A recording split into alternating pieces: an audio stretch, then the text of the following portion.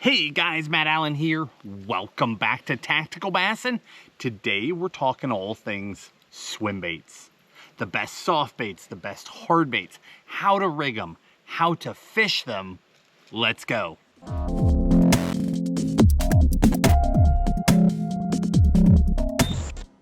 I'm so excited about today's video. Here is the message I want you to take away. We're going down the rabbit hole. We're going to cover everything under the sun today, but the message is simple.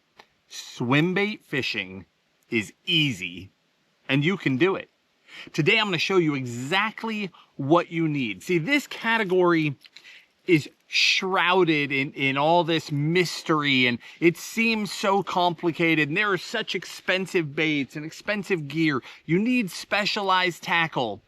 Sure, some of that's true, but it's not complicated. Swim bait fishing is easy, and you can do it. And today I'm going to show you how. Now, we are jumping down the rabbit hole today, okay? We are covering everything from soft baits to hard baits. We're talking bluegill baits, shad baits, glide baits, you name it. We're going to cover all of that by category. But first, we're going to talk about swim bait fishing in general and how easy it really is to do it. To kick it off, I'm going to give you just a handful of very basic baits that will catch big fish for you. For the guy who's not going to make it all the way through the video, I get it.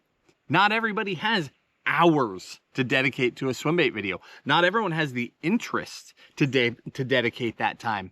But I'm telling you, these handful of baits will make it so simple for you to go out and catch fish right away. You can watch just the next couple of minutes, take it to the bank, and it will work for you.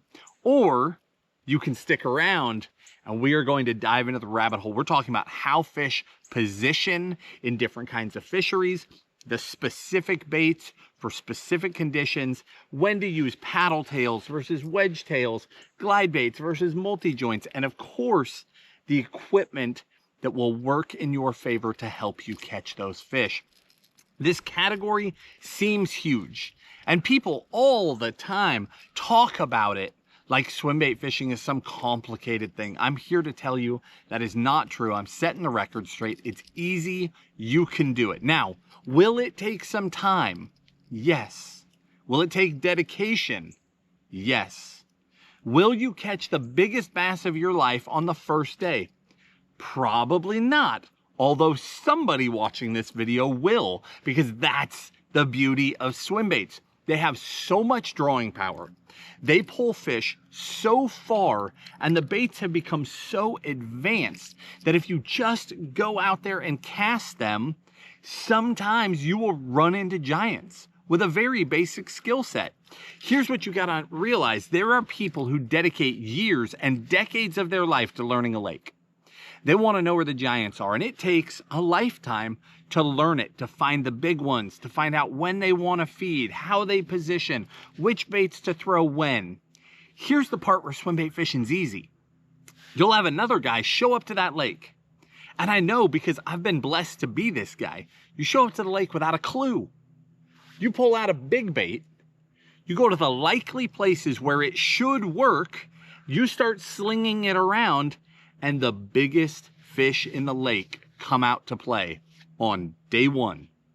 It happens, and it doesn't require some incredible skill set. As long as you can lob a cast, you're swim baiting effectively. Now, are there baits that require specialized technique? Of course. But can a guy just go out and lob a big soft bait around and catch the biggest bass in a lake? Is that a reasonable expectation? Yep. That's all it takes. It's that simple. So let's start with these baits right here. I've got 5 for you, actually. For the guy who doesn't want to stick through this whole video, here we go. Just a handful of baits that will change your fishing forever if you've never tried a swim bait. First up, the bluegill imitator. This is from Savage Gear. And these are in no particular order. From Savage Gear, this is the line through bluegill. So the LT, line through. And what that means is the line goes through the nose, comes up, and you tie it to this treble hook, which can come off of the bait, and the bait will slide up the line. You can also go through the nose, down out the belly, and do the exact same thing. This will tuck into a little slot down here in the belly. That's actually my primary way to rig it, is with that belly slot. But if you are on a fishery where bass eat a lot of bluegills, now how do you know whether or not they eat a lot of bluegills? Well, if you've got a lot of grass, if the bass tend to be up in the shallows, if they like to be in the coves or on the grass edges, pretty good chance they're eating a lot of bluegill in your lake. That bait is so easy to fish. It's got a wedge tail on it. And again, later in the video, we'll talk about wedge tails, what they're for, how to use them effectively. But a wedge tail means that you can just throw it out there and reel it back. And you're basing everything on realism. It truly looks like a bluegill. It swims great. Fish see it, they track it, they eat it. It's that simple. Take this in place of a spinnerbait or a chatterbait or a crankbait, and you just chuck it and wind it back to the boat. That's it. That simple. If you want to imitate a bluegill, if you want a bait that will work wonders, grab that one right there and get to work. We've got to find a place for it here on the deck. Next up, another soft bait. If you want to imitate a shad, a shiner, or any other minnow that isn't a bluegill or a crappie or some other panfish, meet the 6-inch Megabass Mag Draft. One of the fishiest swim baits of all time. This thing catches them. It's got a paddle tail on it, so it's got a more aggressive kick than a wedge tail. More violent kick to the back of it. It's got this great little head waggle to it as it comes through the water. But same thing, throw it out, reel it back to the boat. That's it. Does that sound complicated? It's easier than fishing a jig. It's easier than fishing a Ned rig, easier than fishing a drop shot. There is no technique to it. I know anglers, and I don't want to offend anybody. There are people that are so technical in their swim baiting. I get it. But I know guys that aren't. These guys don't know how to bass fish. You hand them a regular bass rod and ask them to do a technique, they can't do it. But they know how to sling a big soft bait, and they have caught a lot of double-digit bass doing exactly that. It's not complicated. Throw this out. Now, the beauty of the Mag Draft is that when you throw it out, first run it down the side of the boat and watch it. You'll find a perfect speed where that wobble begins and that tail's kicking. It just looks like magic. Now you've got the speed. Throw it out, wind it back. Throw it out, wind it back. That's all you have to do. And you can throw it everywhere. Throw it around docks, throw it around laydowns, throw it just going down the shoreline. It'll amaze you that first time that a fish comes out and just clobbers that thing. Next up, let's talk about this bait right here. Now here we've got a hard bait. Okay, from Buka brand, this is the 6-inch Trick Shad. The Trick Shad is a really interesting bait. So this is a glide bait, if you are not familiar. The idea of a glide bait is it is a single joint hard bait. It's got a soft tail on it, of course. But this is a bait that as you retrieve it on a steady retrieve, it will have this S motion as it comes through the water.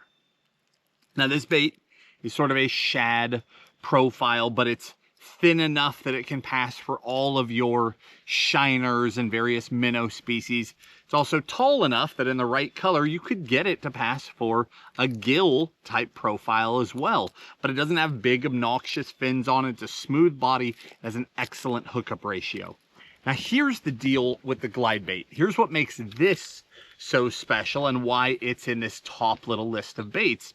It's because you can use it to trigger a feed response. So those first two baits, they required realism.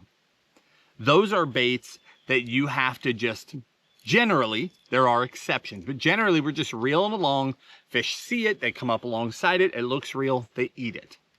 The glide bait gives us the ability to twitch and work the bait and create situations where the fish will want to attack it. So we're actually triggering a feed response in the bass. That is what makes the glide so unique. This is an amazing little bait for doing that on a budget. Now, this bait in particular, you can give it a lot of English. You can twitch the rod tip and you can get it to almost walk in place. You can use reel bumps. So what I like to do is use a steady retrieve. We'll get that bait swimming. And then we use a combination of reel bumps and rod twitches to get the bait to dart. When you do that, The fish that are following will attack or they will let it go, either or. But if you just continue to retrieve, a lot of times they'll follow all the way to the boat. You see on the forums, on the pages, on social media, you see guys asking all the time, I get these fish that follow, what do I do? If you're throwing a soft bait, there's very little that you can do. If you're throwing a hard bait like a glide, you can twitch it and work it and pop it and try to get them to commit to the bait. Find him a home over here somewhere, right there. All right, 2 more for you. For the guy who is on a budget, I've got a couple really good options for you, because not everybody wants to spend hundreds of dollars on a swim bait, and not everybody needs to. I've got 2 more soft baits for you that do not break the bank, and they catch big fish. From Big Bite Baits, this is the B6. Now it also comes in the B5. You can guess what that is. B5 is a 5-inch, B6 is a 6-inch. This is a very simple line through bait. Line through the nose, you can see the weight inside there. Tie to your treble hook, hook that treble hook in the belly. I mean, there is nothing to this bait. But I'm telling you, I have worked them over on these little Big Bite swim baits. They're inexpensive, they're super affordable, and it's a bait that you can just chuck and wind. And again, when you hook them, it slides up that line. You've got them pegged really well. It's just a really fun bait to fish. It's a very simple bait, very cost-effective bait, and it catches them. And then last but not least, from Z-Man, this is called the Diesel Minnow. This is the 6-inch, okay? It comes in a whole range, but the 6-inch is definitely the one that would fall into the true swim bait category. They make a larger as well, but the 6-inch is an amazing size here. So that bait is very inexpensive. They come in a 3-pack. And then I've got it paired up to this head right here, and I took one out of the pack. There's normally 2 in the pack. That's the Diesel Eye Jig Head. The Diesel Eye is incredible. So this is actually a saltwater hook, but most saltwater hooks are like ugly, tin coated, huge diameter hooks. This is a whole different ballgame. It has this very unique shape to the wire that makes it super strong without being big and ugly and saltwater like.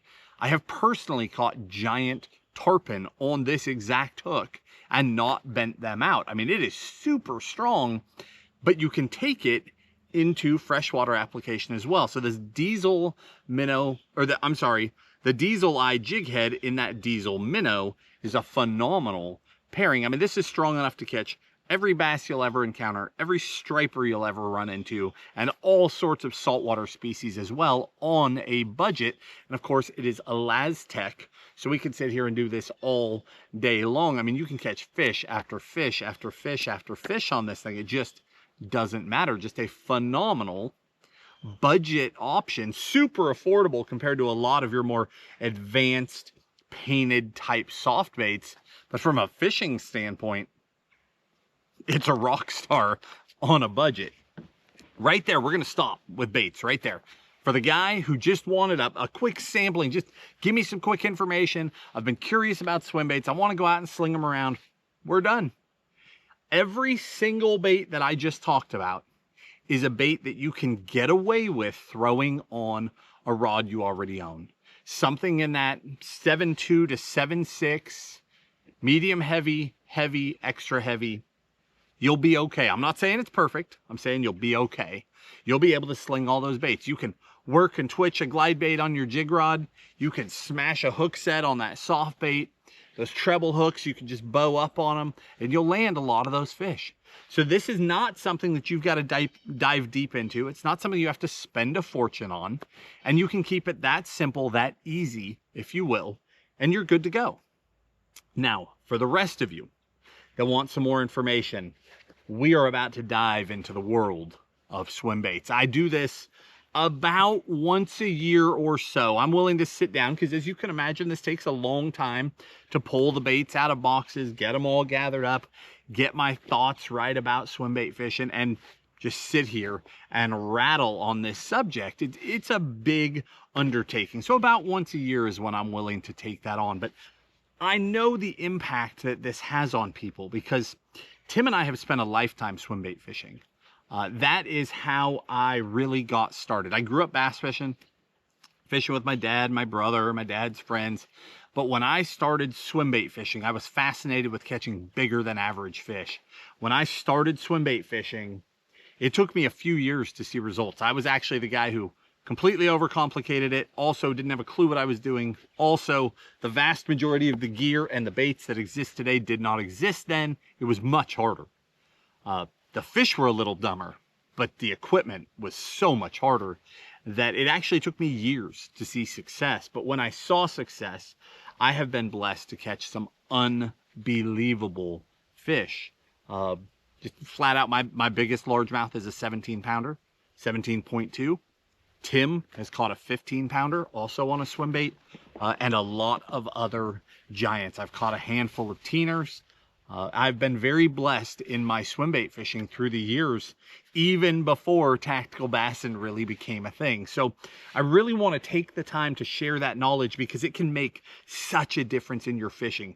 You can overnight go from a person who has either swim baited unsuccessfully or who has been intrigued by swim baits but afraid to get involved, and overnight you can become a very successful swim bait fisherman. I'm going to give you the keys to the kingdom, if you will. Now, before I do that, I'm going to get up on my soapbox for a minute. I'm going to say just a little piece. Just get through this with me because I want you to hear me and I want you to hear me well, and then I'll get into the information. I am about to give you the ability to clean out a lake. I'm going to tell you the truth. I'm going to tell you how to really swim bait fish. With that comes some responsibility, and I don't know who is watching this video that is an outdoorsman and a conservationist and will catch a giant fish and be super careful with her and take pictures and measurements for the fish of a lifetime and be so excited and put her back in the lake, versus the guy who's going to watch this and fill a stringer with big ones, right? I don't have the ability to control who sees this video. So I am about to tell you how it really is. I'm going to teach you how to do this. I'm going to give you the tools to be able to catch giant bass. I'm asking you in return to be responsible with that information. Don't go out and just completely wipe out a fishery. There are people who justify it to themselves all the time, you know, killing a giant. Because, and again, you've caught it legally, right? Once you catch a giant bass, it's your own business. I can't stop you. If you want to kill that thing, if you want to put it up on the wall, that's your own business.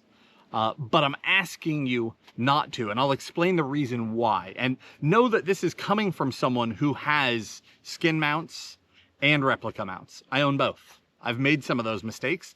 I've also had situations where I didn't have a choice.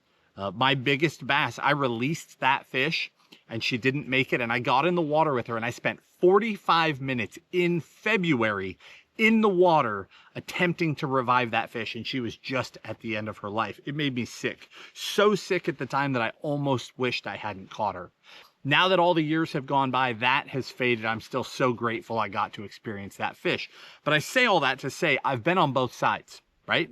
So you can do what you want to do, but I'm asking you to be responsible with these fish. Catch them, enjoy them, return them to the lake. And the reason why is that a giant fish is nearing the end of its life, but that doesn't mean it's at the end of its life.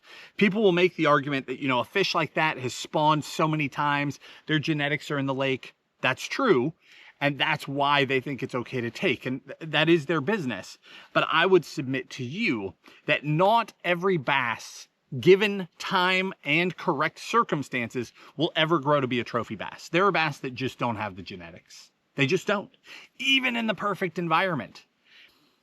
With that in mind, the fish that have already done it, that have already grown to those incredible proportions, into the double digits or even beyond, out into the teens, those fish are so special. The genetics they carry are so special. It is so much more likely that a teener can spawn a fish that will again become a teener than some other fish just hitting the right set of circumstances and making it to those sizes. So even if that bass only has 1 or 2 spawning cycles in it, if you want your lake to continue to have the opportunity for those fish in the future, for your kids, for you, for the people around you, your best bet, even when that fish is nearing end of life, is to return it to the lake so those genetics spread as much as possible. I'll get off my soapbox, right? That's my piece, but I'm asking you to release those fish if at all possible. And again, I've been on both sides of it. I get it. I've been on all sides of the argument. I understand, but this truly is the keys to the kingdom. And with that, let's jump into swim bait fishing. All right.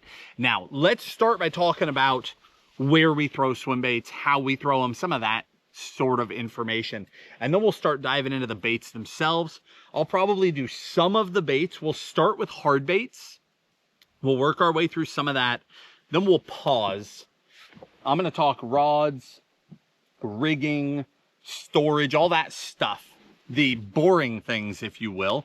And I'm going to do it right in the middle on purpose. And it's so that you stick around, because the information is not particularly fun to listen to, right? The differences in rods isn't wonderful to sit and listen to somebody teach you about it. But what it will do to your fishing is everything. And that's why I'm going to put it right in the center of the video and then give you a whole bunch more really good bait information. That way you're tempted to sit and listen to the information. Because here's the deal. When you swim bait fish, you want everything in your favor. Okay, there are things you cannot control. When you hook a teen-sized bass, I'm telling you this from experience. When you hook a teener, I hope you get that opportunity someday in your life. If you put all the odds in your favor, meaning you've got the best possible rod for the job, you've got sharp hooks, your line is good, everything's dialed, you're prepared, you've got about a 50-50 chance of really landing that fish, because they are so powerful and they tend to eat in places where they have the upper hand. These fish have been in the lake a long time. They know how to hunt, they know when to hunt, and they know how to beat you down, and they're good at it. So even when everything is in your favor, the odds of landing them is almost a coin toss. Now, a 10-pounder, whole different ballgame. A 10-pound bass doesn't have anywhere near the power that a teener has. And I'm telling you that from a lot of experience. When you hook a 10-pounder, I mean, they're big, they're powerful, it's incredible. They are the fish of a lifetime. But when you start getting into teen class fish, you almost know on the hook set what you've tied into. They are a different animal altogether. I can't explain it, but I've experienced it countless times. It's incredible how much more powerful they are. So a 10-pound fish, and let's even back her down from there, because not everybody in this country, not everyone watching this video will ever get a shot at a 10-pounder. Some people are in places where they don't even exist. But a bass between 7 and 12 pounds, I mean, is a serious fish. They can put a ton of heat on you. They can do serious battle. It's just not to the same caliber as one of those teen class fish. But here's what you need to understand. Those 7 to 12 pounders, if you take the time to do it all right, when your bite comes, and I don't say if, I say when your bite comes, when the opportunity happens, if you put the odds in your favor with the correct line, good hooks, sharp hooks, the right rod to be able to do battle, a reel that can really drag that fish, odds are you're going to get them. And that is awesome. So there are so many things in fishing you can't change, right? A fish eats the bait funny. The tail comes around and hooks over a jig hook. They get that glide bait, but it's just a skin hook and she's up thrashing. There's nothing you can do about that stuff. You hook one, but it's on the wrong side of a tree. There are things that are beyond your control. The things that you can control, even though it sounds boring when we talk about it, take the time to control all of those variables so that the odds are as high as possible that you will land your fish when your big opportunity comes. All right, now let's talk about how simple swim bait fishing really is. Okay, I want to talk about where big bass live in a lake near you. Okay, we're going to start right there because people want to overcomplicate this and act like swim baiting is hard and, you know, you got to put in years. And some of that's true. Again, when I started, I put in years. That's real. You'll go through highs and you'll go through lows, but what you'll learn over time is that you don't have to swim bait all day long every day like people say. People tell you to only put a swim bait rod on your deck. Take everything else out of the boat. Do that and do it and do it, and eventually it'll work. True statement. It will. But you do waste a lot of time. What you learn over time is the bite windows when the odds are the highest that a giant fish is going to eat a swim bait. And then you just throw it during those times. You don't worry about the rest of the time. You don't have to go out there and grind and grind and grind like people talk about. You can, that's your own business, but you don't have to. I tend to pick up a swim bait for somewhere between 30 minutes and 4 or 5 hours a day when I go out swim baiting. The rest of the time I throw other things. And it depends on the lake, depends on the conditions. But if it's setting up to be a great swim bait day, I'll be out there chucking that thing. But if it's setting up like it's going to be a bite window day, like they're going to bite during this period of time, and you learn that over time. Of course, I'm giving you some shortcuts today. Then you just throw it during that window, and you don't have to have the frustration of throwing a big bait all day long. You just throw it when they're going to eat it and catch them, and then go back to what you were doing. It's pretty easy. All right, now let's talk about where these fish live. First off, this is the most simple one. If you are on a lake where bass eat trout, stalked trout, okay? I grew up fishing a lot of Northern California reservoirs. They stalked trout in them for a time. Then it went away, long story, but in general, if you're on a trout stalked lake anywhere in the world, the biggest bass in the lake, and I've said this before and I will say it again, I want you to hear me loud and clear. The biggest bass in the lake live on the largest point closest to where the trout are stalked, period. This is part of what makes swimbait fishing so easy. Your quarry, the fish that you are after, is unbelievably predictable. You know where they are. It's not complicated. Now, there is an exception to that rule. If the lake that you are on, where they stalk the trout, is near a marina that has docks, the biggest bass will not be on that point. They will be under the docks, right in that marina, waiting for that easy meal. But if it's not a marina situation, there's not a bunch of docks, they're on the nearest large point on that lake. Flat out, period, end of conversation. That's where she lives. Now, the hard part is understanding when she's feeding and actually fooling her into biting, right? That part takes time. But knowing where she is, being able to present a bait to that fish is simple. So, if you're on a trout fishery, that's it. No joke. I can look at a map. I don't have to have ever been at your lake. I can look at a map for 20 seconds and predict where the biggest fish in that lake will be. That's why we're able to go to lakes we've never been to, line up, make key casts, and catch giant fish and hit the road again. Tim and I live on the road much of the year. We're constantly traveling, sometimes together, sometimes apart, sometimes with our families. Constant travel. The vast majority of videos that we put out are on lakes we've never been to. We don't even highlight that. We don't even tell people that 90% of the time. You think we're on a lake that we've been beating up every day of our lives. We've never even been there.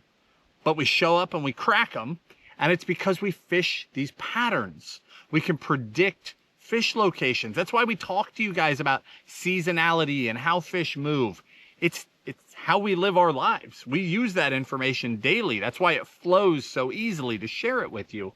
But again, you don't have to have all this long-standing history. So the easiest one was a lake with stalked trout, because those fish, the trout, are not accustomed to being hunted.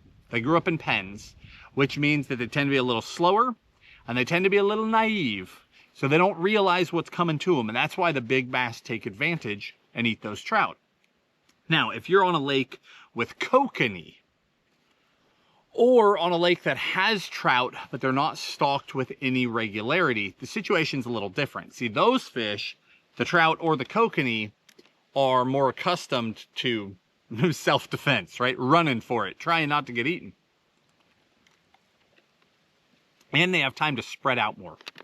So on those lakes, we're looking for long tapering points that run out into open water with deep water access, or we're looking for tops of offshore humps, islands, things like that. Very large structures that fish can ambush around. Those are the places where kokanee that are pulling a little bit shallower will end up, crossing the end of a point. Big bass will set up out there. They'll come around an island. Big bass will be out there. But again, it's very predictable. It's not like they're in some random place. They're going to be on these structures. Now, with the advent of forward-facing sonar and all of these technology advancements, of course, we see that there are a lot of fish just in the great wide open as well. There are. But those are not fish that are easily targetable with these methods. Typically, you're going to fish for those fish other ways, whether you're throwing a minnow or whatever, you're typically doing other things. The fish that you're going to catch on a big bait are fish that are related to a piece of structure. So a lot of that information you can disregard. We're still focused on the same things we were focused on 10, 20, 30 years ago without all those advancements in technology. You don't need any of that because the big ones that are susceptible to a big bait are still super predictable and where they will be positioned, and you can target them blindly just as effectively as you can target them with sonar. If anything, you can target them more effectively because giant bass have seen it all. They've been through it all. They tend to be really leery of boat sound. So a lot of times when I'm approaching these fish, I shut my boat down anyway. Whether I'm on my tin boat and there are no electronics, or I'm on this boat with some of the most advanced electronics in the world, I power the whole boat down as quiet as possible, and I try to creep around those fish. I don't have my trolling motor turned up high. I make very quiet, very small movements because these giant fish are in predictable locations, but they are also predictably hard to catch. So I creep around and make single presentations, my best presentation the first time. I don't sit there pinging 3 different transducers, trolling motor on, radio going. That's not how you're going to catch a teen-sized bass or a double-digit bass. You want to creep on these fish. So we've talked about trout eaters. We've talked about kokanee eaters. Let's talk about some of those more traditional lakes, okay? Lakes where, let's talk about flow. So like my home is the Tennessee River. We have a ton of current in this place, all right? A lot of moving water. That will alter how bass set up. So whether you're on the TVA, like I am here, or you're on a fishery that's dam controlled, they pull water sometimes, or you're on a river system where there's just plain a lot of flow. For that matter, a tidal system, a delta type system. Those are all places where current creates a serious wrench in the game, if you will. The bass will always use current to their advantage. So depending on the specific fishery, whether we're talking about a river, the TVA, a delta system where tide's switching, regardless, what you are looking for is places where the tide or the current will be bringing food to the fish. So on the TVA, you know, ledge fishing, you hear about that all the time. Those are going to be offshore edges, right? Transitions where the current is going to come along and either run down the side of them or run smack into them and come up over them. Either way, there will be food that is riding on that current, and the bass can set up and the food will literally come to them. I never really understood the ledge thing until I experienced it in person, but it makes all the sense in the world. Fish line up on current breaks, on current edges, the water's running past them, food is naturally riding that current, there's bait fish coming through, and the bass just ambush. It's just easy as can be when you look at it from 10,000 feet, right? So on a delta, on a tidal fishery, the exact same thing. Fish will be using current edges. Again, we're talking about the giant fish, right? They are going to sit in places where they are in zero current of any kind, but current is moving nearby. So when they want to feed, they can set up on the edge of the current and food will naturally pass and they can feed and then they can retreat. In a river system, they will tend to get on the back side of a piece of cover, a piece of structure where there's really fast water running nearby. Again, food is going to be coming to them, but they can hold in completely calm water if at all possible. That's where they will be the majority of the time. Again, we're talking about the biggest fish, right? They tend to not go out and fight the current. They tend to hold near current where they can feed when they want to, but not have to work the rest of the time. Now, the only thing you need to understand about like delta situations where you have a tidal flow, rise and fall of tide, is that your bite windows are much, much smaller. On fisheries with consistent flow, fish will turn on, turn off, turn on, turn off. But on a place where you have tides, the bass will typically find a location where they have a peak feed window, which means, you know, whether it's an incoming or an outgoing, there's a time where they've got the perfect spot. Like there's enough flow now that the maximum amount of food is running by this rock. And they'll sit right there at that time, right when the maximum food should come. And then they'll have another spot nearby when the tide's going the other way. And that's it. So their bite window can be as short as 10 or 15 or 20 minutes that they'll even set up to feed.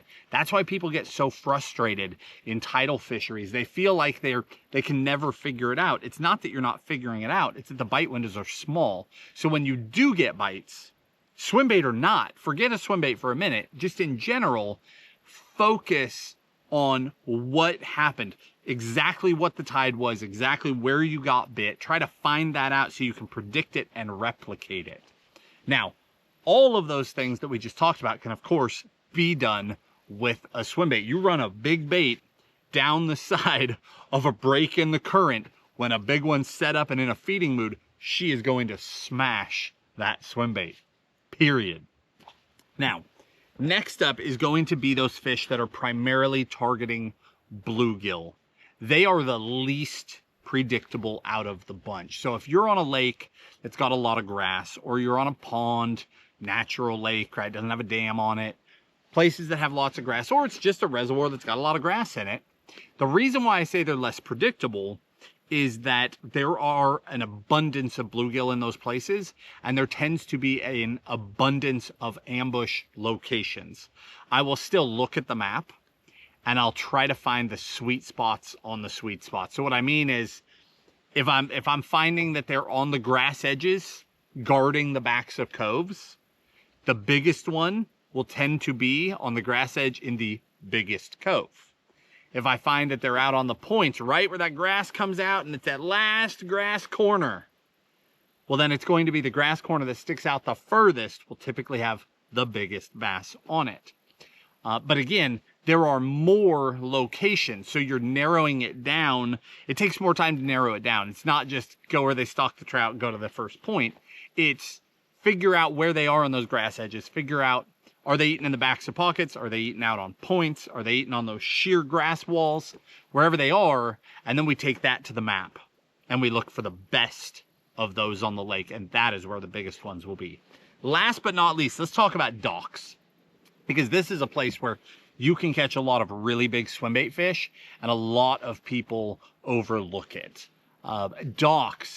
Docks can be overwhelming. There are people, we get messages all the time from people that are on lakes that just have thousands of docks and they don't know what to do. Docks are actually totally predictable too. They can be anywhere, they can, but there's so much more to it than that. I'm gonna make this as simple as possible, okay? Take an arm of your lake that you've got confidence in. If it's like a highland reservoir where you got big long arms, just pick an arm. The bass are going to be in basically one of three places. They're going to be on the longest dock. So if you got 50 docks going into a cove, look for the dock that sticks out the furthest with the deepest water access, and even better if it happens to have a really large shade. Maybe it's got a bigger boat dock, it just creates more shade. But if it's out over deeper water or sticks out farther than the rest, that's your big bass dock. Now, at different times of year, that giant fish needs to do different things, right? She might need to go spawn. She might want to go out and sit on the ledges for a little while. She'll move between those things. So the other places that you might run into her are on the farthest dock in. So the last dock before you get into the true shallows, the back of the cove, the very last dock. You can run into that fish there. And then at other times of year, the complete other end, the very last dock out as you're going to the main lake, you may run into that fish there. Now, that's not to say that she doesn't run that whole edge from time to time while she's traveling, and you could just happen on that fish. But if you're talking about a home base where this fish is spending its time, it's not on those random docks. It's on those predictable docks. So I don't care if your lake has 20 docks on it or 20,000 docks on it. We can take a map and very, very rapidly narrow it down to just a handful of docks that are even worth putting your time into with a swim bait. After that, we're working swim baits down those edges. We're skipping swim baits up under that dock, which, on that note, I'm glad I said that out loud. Skipping a swim bait. This is another example of how easy swim bait fishing is. People want to pretend it's so complicated. I'm telling you right now, if you can't skip a jig, if you can't skip a Senko, you can't skip a frog, skipping is just beyond you. You backlash all the time. No big deal. You can skip a swim bait. See, a swim bait has so much mass. It weighs so much that as long as you wind up and keep her low and run flat across the surface, that bait is going to want to skip. Even with heavy thumb on the spool to prevent backlashes, it wants to skip. People will see clips of Tim and I skipping way back under docks, and sure, we'll let you think that we're like some amazing anglers, but anybody can skip a big swim bait under a dock. It is so easy to do.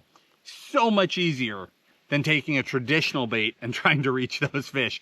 You look like a hero because it looks like it would be complicated, but it's not.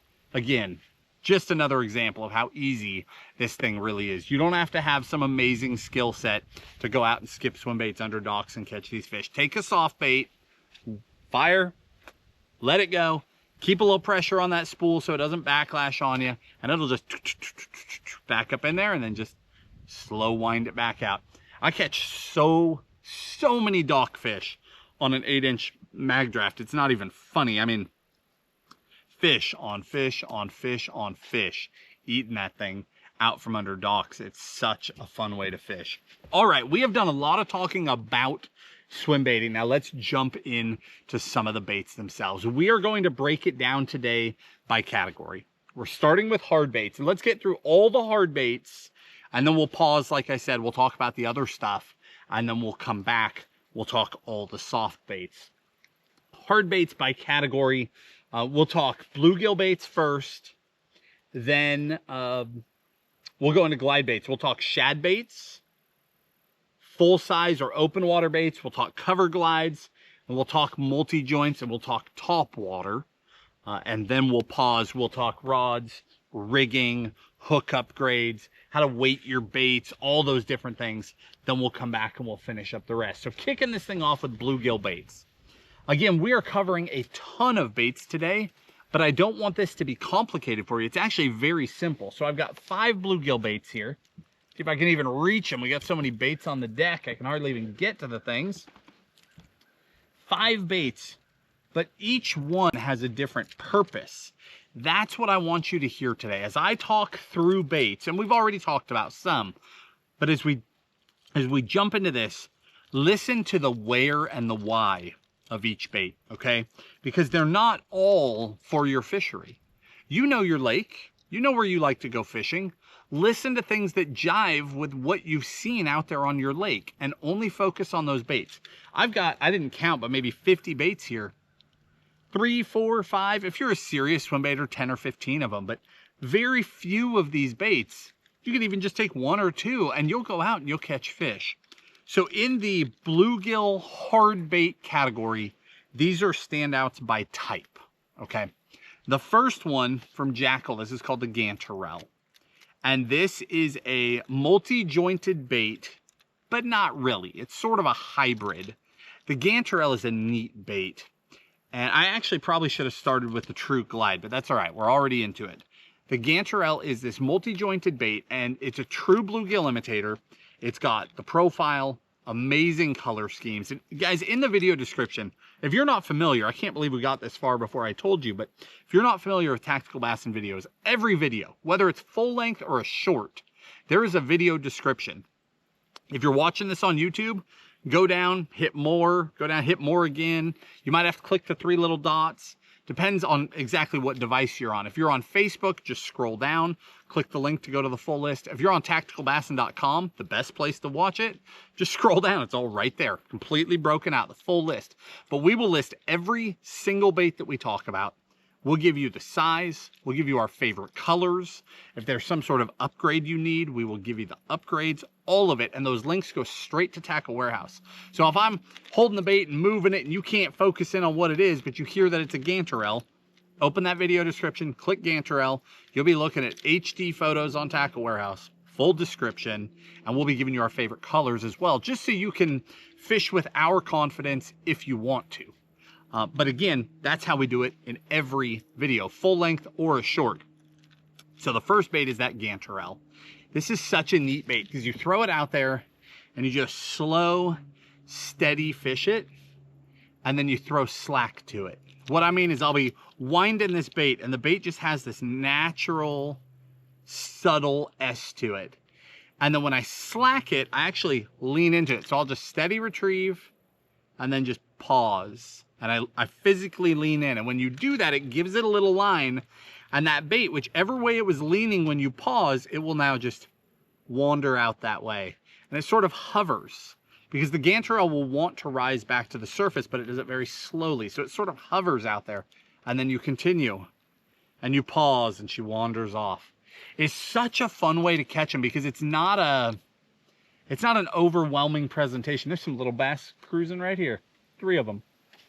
It's not an overwhelming presentation, meaning if your fish are pressured, if other people are throwing swim baits, if they get cautious and they move out of areas, this is a bait that's not big and obnoxious and loud. It's very natural.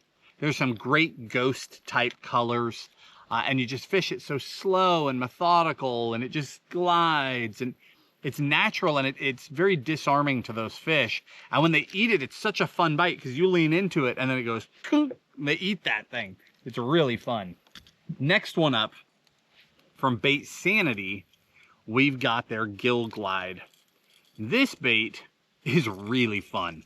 So of all the Gill Glide baits at all the different price points, this one is very affordable and is by far my favorite. Very consistent action. You can fish it slow. You can just slow roll it. It's got a great S swim to it. Or you can get more aggressive. You can twitch it, work it, get it to dance and turn. And that's what I love about glides, again, is that ability to twitch them and work them and to get a fish that's following. Whether I can physically see them or not, what I'll do is partway through a retrieve, even when it's way out there, I pretend that they're right behind it. And I give it those motions to try and trigger a response before they ever get close enough that I can physically see them and to see that they are behind the bait and I need to do something to get them to bite. I start doing it out there blind. Again, I only do it once or twice during a cast because if you do it too much, they'll never get in and follow it. You want them to come in, follow the bait. They sort of get into that lazy pattern with it. And then when you use those twitches, I use a bump, bump. The first twitch sort of knocks the bait off balance. And what I believe the fish think, the fish is tracking prey, right? And they try to stay in its blind spot. They're almost always low and behind it in the blind spot. They're just tracking. And they're trying to decide whether or not they want to eat it. Well, when you twitch it, that first turn, there's now eye contact between the bait and the bass. And I believe that what goes on is the bass goes, oh, they know I'm here. And then the next twitch, which is that harder turn, the bass is either going to go, I'm busted, and they let it swim off. They were never going to eat it anyway. Or they go, oh, it's going to run, and they attack full speed ahead. That's how we get that feed response from the bass. So it's that double twitch, bump, bump. And you can do it with the rod or the reel handle, or both together. Just depends on the bait. You want to play with that a little bit with each bait to figure out what looks the best. But we want that slow S and then a ch, and then we carry on. Ch, carry on. And that is that moment that that fish will lash out and eat that thing. But at any price, that is my favorite little bluegill imitating glide bait. Again, with bluegill baits, I want very few fins. A bluegill is a profile that is hard for a bass to eat naturally, right? The baits are very tall. a real bluegill. Very tall, it's a weird shape, it's got a lot of spikes on it, the fins are super sharp. It's hard for a bass to get them down, they choke on them a lot. So same with a bluegill imitating bait. If it's really tall, if it has a lot of fins, they'll tend to hit it and not hook up. So you'll notice with all of my bluegill baits that whether they have fins or not, they're very narrow profiled overall, easy for a bass to T-bone, get the whole bait and get a hook. Next one up is a true multi-joint, and this is from Mike Bucca. This is the Bluegill. This is a neat bait. This is a bait that we're gonna fish super fast. You can fish this steady retrieve, throw it out and just wind it back, but I like to get darty with it. So I take this bait and it's fishing fast, right? It's shooting through the water. I like to take that bait and like burn, burn, burn, burn, burn, pause, burn, burn, burn, pause, burn, burn, pause. And I mean, I'm talking fast. This isn't like pause and sit there and look around. This is like burn, burn, burn, burn, pause, burn, burn, pause, burn, burn, burn, pause. So it's shooting and then it just cuts out, cuts out, cuts out. And right at the cutouts is when those fish will hit that thing.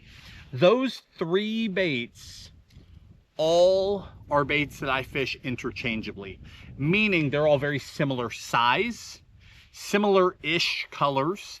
I can throw them in and around grass, I can throw them around docks, I can throw them shallow, around cover, and on any given day, I find that one of those three is the deal. That more natural flowing bait, or the bait that's got hard twitches, or the bait that's screaming past them and they just come tearing off trying to catch up to it.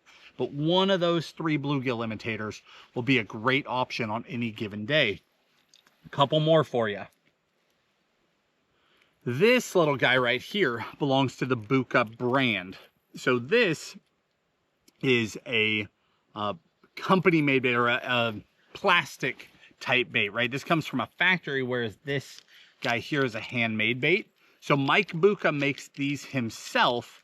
These are licensed to Bucca brand, still Mike, but this is how he does his smaller bait. So this is just an awesome downsized version of the bait. This little guy, I mean, if you're a pond guy, or if you're up in the fall and they're eating the little bluegill up shallow, this little tiny bullgill will smash them. It's a super fun size bait. I mean, we're not out there targeting teeners with this bait, right? But we're trying to catch numbers of fish.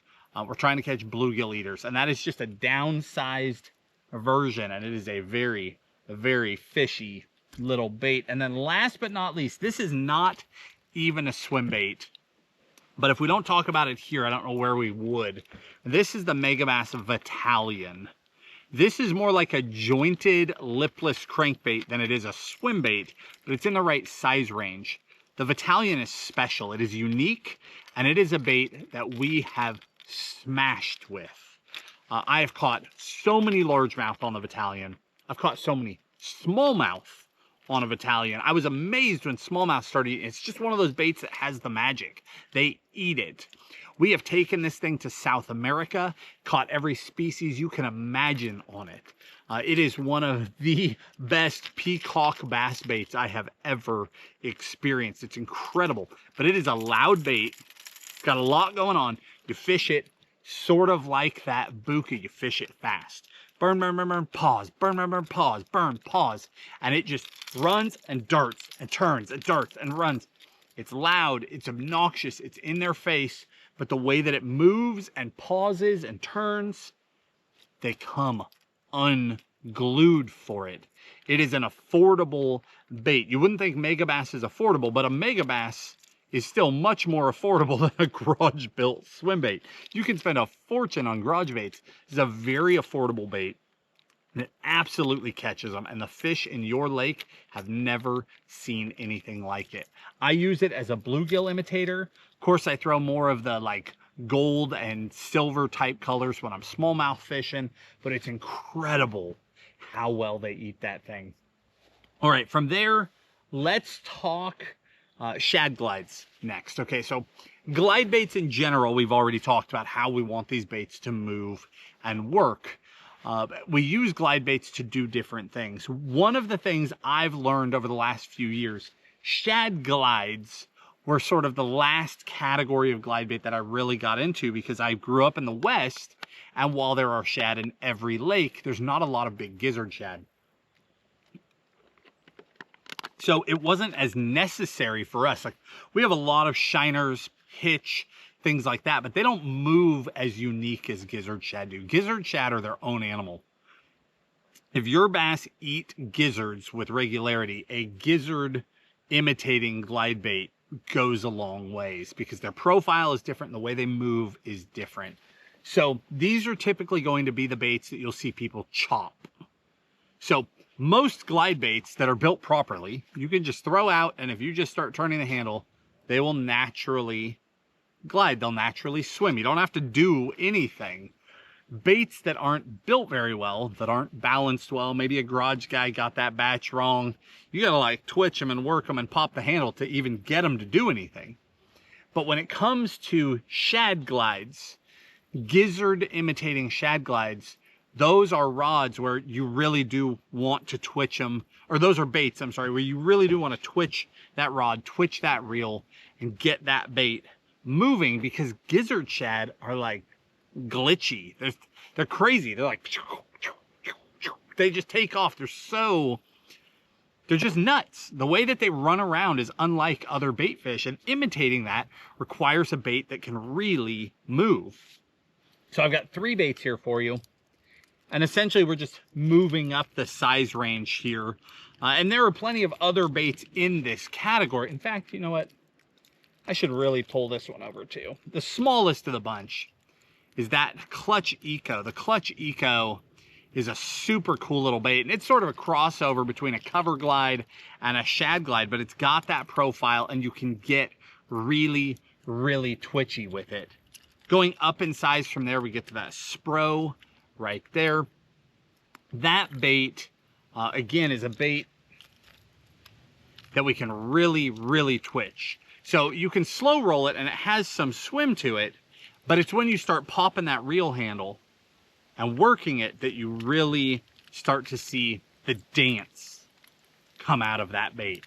And that is when I've seen the best fish eat that thing. Again, a bass that is eating gizzard shad, the movement of their prey is very different, and it requires some of that motion for them to trigger and fire and attack.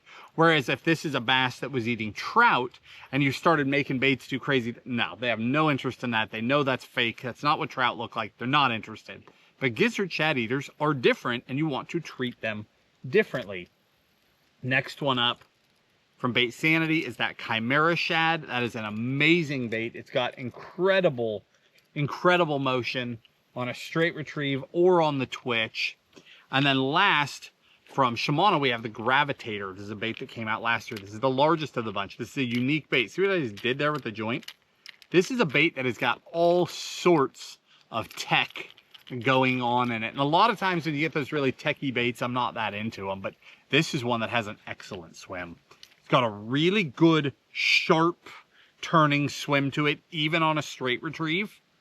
But you can also twitch it and work it and get even sharper, even tighter turns.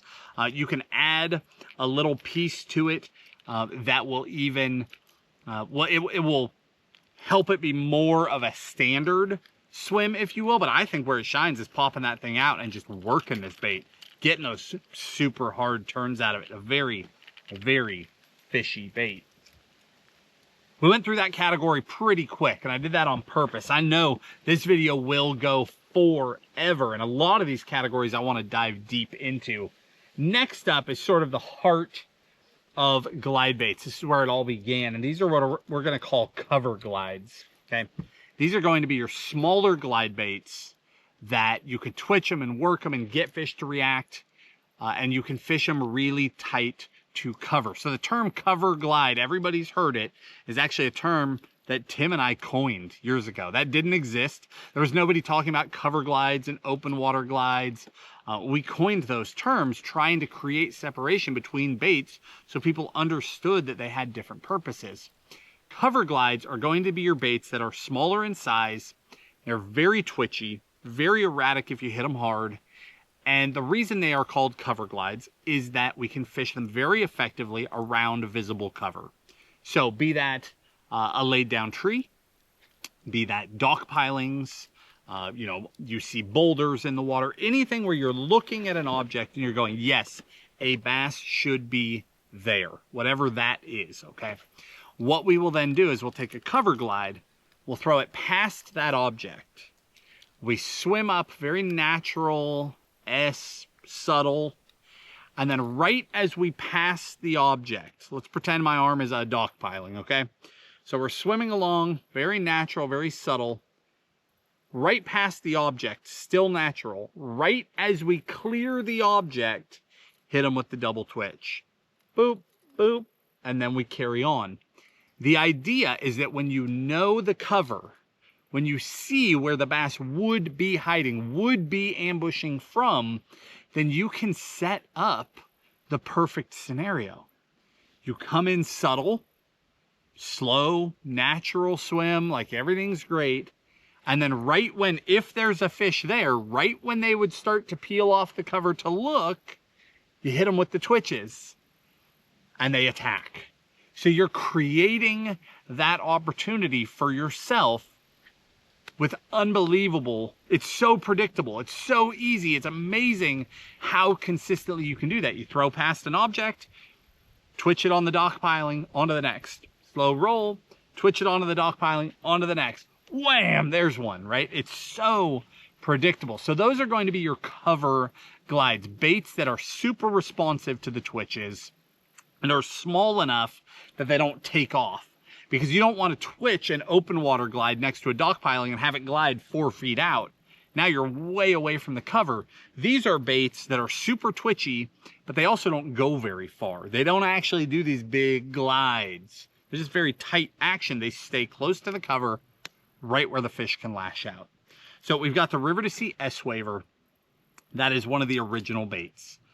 That is one of the first 2 glides that I'm aware of to ever hit the US market.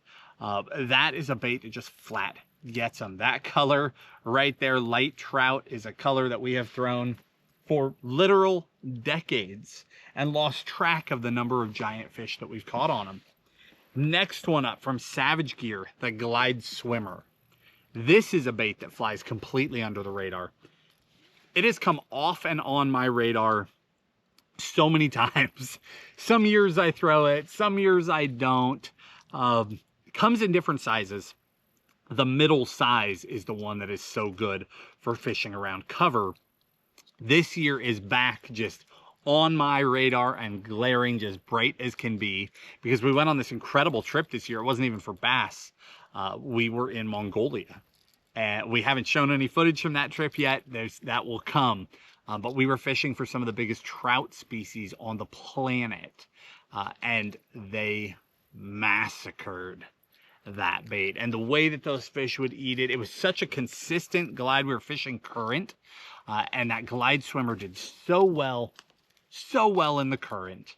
It fished remarkably, and it held up to incredible abuse. And it's just front and center back on my radar. It's just one of those baits where you're like, man, that one really does get them, and it gets them on a budget. Its stock hardware is great. You don't need to upgrade anything on that bait. It's just a really good option. And then last but not least is one of those baits I started with from the Buka brand. That's that 6-inch trick shad. And this has become, I mean, it's, if you could only have 3, this was one of the 3, right? It was the only hard bait. This has become one of the primary swim baits that I throw day in and day out. It's a mass-produced bait, so it's not expensive. It's highly available. It's got some great upgrades. It's got swiveling hook hangers, that crazy soft tail. It's a really good bait. And it's that perfect size where I can use it as a cover glide and a shad glide, and in some of the colors, almost a bluegill imitator. It's just sort of a do-all, and you do it all on a budget. You just can't beat that. That has become my #1 glide in this smaller category over the last 2 years. Just because I have all of these baits. I mean, my swim bait collection is pretty ridiculous. From the vintage baits to all the garage baits to all the widely available stuff. You would think that like secretly we're throwing all the garage stuff, and that's just not the case. I spend more time with that glide bait right there than probably any other, because I'm able to very quickly identify whether or not the fish are reacting to swim baits. It's a bait that's in a size range that will get a lot of bites. So I can use it to find out if the bite's happening. I can use it to pull fish out and see them. I can use it around cover to draw those reactions. I can learn very, very quickly with that bait, and then I can adapt from there. All right, the next category is those open water glide baits, if you will. These are going to be your larger glide baits. These are the baits that you'll use on trout and kokanee fisheries. You'll use these on fisheries that have big gizzard shad or great big hitch or other shiners in them. These are the baits that have these natural flowing larger glides to them. Now, within this category, there are a lot of baits. Some of them are fairly affordable. Some of them are off the charts outrageous. Some of them are super fishy. Some of them are just plain expensive for no reason. These are key baits that stand out within the category. They all stand out for a reason. First one up is going to be the slide swimmer. The slide swimmer 250. The 250 is a bait that has been around for a very long time, and it's caught so many giant fish that it can't be ignored. It's a great open water bait, excellent swim, excellent twitches, and having an open water glide bait that will both swim well and twitch well is actually really hard to find, and that's where you waste a lot of money. A lot of the baits that you will buy on the market glide really wide, but then when you try to twitch them, they can't do it. They either roll over or they blow out. They don't work right. And that is a bummer, because the value in a glide is in its ability to not just draw fish, but to then react and get them to attack. Once you lose that, you're really better off with a soft bait, and you save a lot more money with soft baits as well. So if you're going to focus on those bigger open water baits, you need those baits to also twitch well. That's what you're looking for. The slide swimmer is an excellent example of that. Next one up, from Savage Gear, we've got this bait right here. This bait is called the Scandal. It came out at ICAST this year, and it was a scandal. There was this uproar online about this bait. Some people got super upset about it. Some people were super excited about it. I'm more in the excited camp. So the reason people got so upset about it is that it's obvious that it found inspiration in the 250, right? And people within the industry, rightfully so, get really upset if people rip each other off, and rightfully so. That should not go on. But improvements are exactly that. They are improvements. So whether or not this is a bait you are interested in is entirely your own business. I wouldn't try to sway somebody one way or the other. I don't get involved in any of that stuff. But I'll tell you that for the past 20 years, I've felt like there were things about the 250 that were just never finished. I mean, for one, it was literally never finished, right? The 250 didn't really start as a 250, as a glide bait. It became a glide bait, and I wish that bait had been completed. I wish it had swiveling hook hangers. I wish you had more options with it. I wish it would glide wider on the twitches in open water, right? So when this bait came out, all of this scandal, and obviously they knew, well, I guess it's not obvious, but I assume they knew that, given that they named it the Scandal, that there was going to be some pushback. But I watched a video of the guy who built this bait talking about how he took inspiration from one of the most popular or most impressive glide baits to ever be made. He never actually said the 250, but it was obvious that's what he was talking about. He said that he took that bait and then he went to all the pages and asked swim baiters, what would you want to improve? Took in all this information, then went and did it. And I mean, when you see real improvement, that goes a long way. So it is a soft bodied bait, much like the 250. I mean, no way around that. But we've got swiveling hook hangers. We've got a finished skin on that bait. This is the biggest thing to me. So this fin that is a 4-way fin really stabilizes the bait and helps it glide out. And that, for the money, is a really good bait. See, bass fishing has gotten really screwed up over the last year. Tariffs have really wreaked havoc in bass fishing, less so in baits than in like rods and reels and hard goods, but in baits too. Some brands that were importing, their prices have skyrocketed. Others that aren't importing, their prices haven't changed at all. So like pricing is all over the map. That's what I mean by screwed up. Like things that were apples to apples have become apples to oranges. They're not the same anymore. You can't compare them. The prices are way off the charts compared to each other. One stayed here, one's up here. How do you even compare them anymore? There's things in between. So those are uniquely different baits. One obviously drew inspiration from the other. Both are super fishy, and I look forward to spending more time getting to know this scandal and seeing, you know, a final. The biggest thing is I've got to beat them up, and beating them up takes time. Like my first impression is excellent. It will take me probably 3 hard seasons of wrecking a bait to finally know that, like, the longevity portion of it, what wears out first through just hard fishing. There's no way to shortcut that, so I wouldn't pretend that I have. That takes time. Next one up, in that same exact size range, we have this bait from Bait Sanity. This is the Explorer Trout, and this is an amazing bait. Within the open water category, this is by far the most affordable glide bait there is. And this is the bait that for years has kept me from even bothering to throw slide swimmers anymore. The slide swimmer just costs a lot more. They're harder to get. The Bait Sanity is very consistent, excellent sink rate, super affordable, and I've caught giants on it. Some of the biggest striper I've ever caught came on that bait right there. Some giant largemouth have come on this bait for me. I've just smashed them with that Explorer. I've been so impressed with that thing through the years. So if a guy is on any kind of a budget, even if you're not, I mean, I buy a lot of baits, and that's still to this day, that's my favorite bait in that size range. That's the one that I lean to most often. And it's actually got a pretty quick sink rate to it. So it's so funny to me because a lot of the angling community, swim baiters, used to want these crazy slow falls. Baits that would almost suspend, right? Like right at the surface. Then forward-facing sonar came along. A bunch of them now fish swim baits with forward-facing sonar for open water fish, and they need baits that fall faster, so they're experimenting with all these ways to get their baits down. But ironically, a lot of the mass-produced baits have always sunk faster. You can just fish them straight. You don't even need to do anything to the hooks to get those things down. We'll get to all that in a little while, but that is a little bit faster sinking bait. I'm able to fish it effectively out over deep humps, off the ends of long tapering points, open, clear water situations, trout and kokanee situations.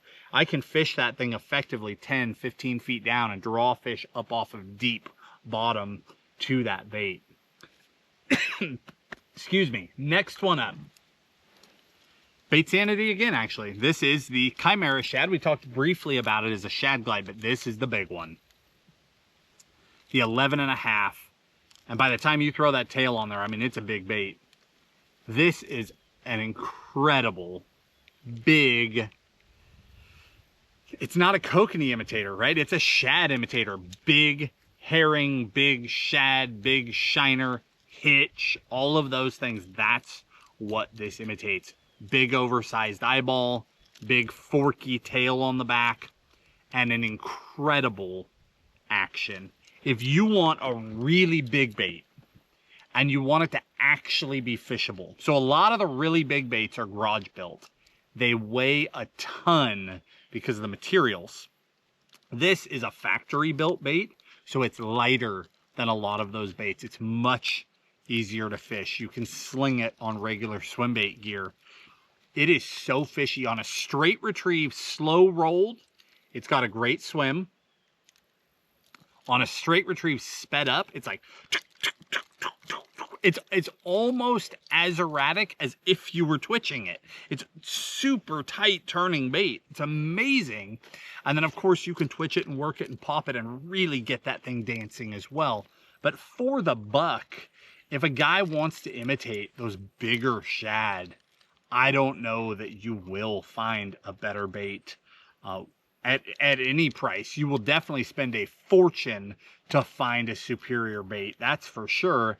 And again, this is it's in a size and a weight that is so much easier to fish. And it's not just about fishing it, it's about landing the fish. So when you hook giant bass on giant baits, giant hard baits, the hard bait is always on the outside of the mouth. It's not like they can swallow a 12-inch glide bait, right? So it's always on the outside of the mouth. They come up shaking that thing, and so many of them will come off. So anytime, if you're throwing a giant, that you can cut weight, so like that Chimera weighing significantly less, they come up, it's just harder for them to throw it. You will land significantly more fish just because the bait itself weighed less to start with. All right, 2 more in this category, and then we've just got a couple more hard bait categories, and then we'll take just a little pause. We'll talk rods, rigging, all of those things that will come back into the soft baits. 2 more in this category. They're a little smaller than the others. We've got the Gancraft. That Gancraft right there is actually the original glide bait in the US market. Very few people realize that. If you want a bait, it's just an all-around excellent bait. It twitches well, fishes well on a straight retrieve.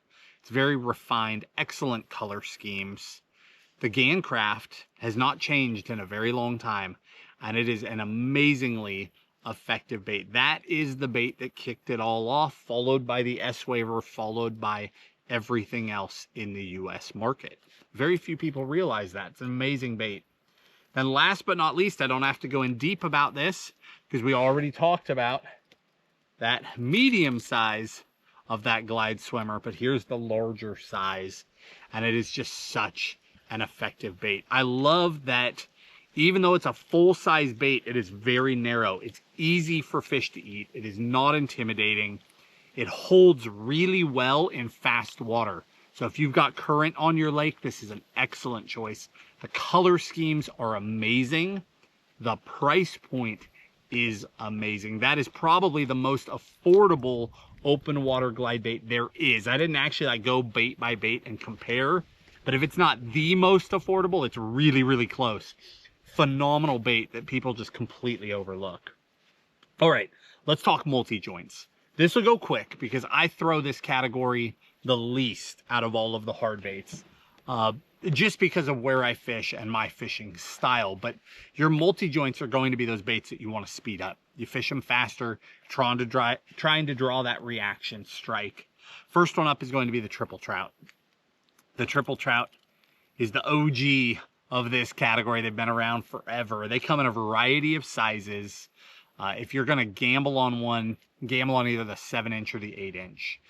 Just an excellent size for that bait. And again, we'll link favorite colors for you. That's a bait that you can fish. It's just got this great wide glide to it, like almost like a glide bait, but more of a full S, whereas the glide is sort of leaning in its corners. This is like a true S, but you can fish it incredibly fast and it won't blow out. So you can burn, burn, burn, pause, burn, pause, burn, burn, burn, pause, burn, pause, and they'll unload on it. Next one up from Shimano, we have the Armajoint. The Armajoint has flash boost in it, which to the average swim baiter probably looks like some crazy scam. This is a real thing. We see this a lot in the jerkbaits from Shimano, where this flash boost makes a huge difference in getting fish to commit. This is a bait that you can fish a couple of different ways. So you can tuck the hook points up, okay? They sit way up high on that bait. And this is like a herring type bait to me. And herring is actually a category we didn't dive into. If there's room in the video description, I might list a couple of other baits here along with the Armajoint. We'll see. Because that is a category that sometimes I neglect, and it is its own little unique animal. But the Armajoint is an excellent crossover into that herring category. Herring eaters are all about speed. So you can tuck those hooks up, you can fish this bait super, super fast, or you can pull them down. Either way, they will be down after you hook a fish. They yank them right out, but they just have these little clips that they just go in, they click right into, and it holds them up. Pretty cool. But this bait folds up into just nothing. So it flies like a dream when you cast it.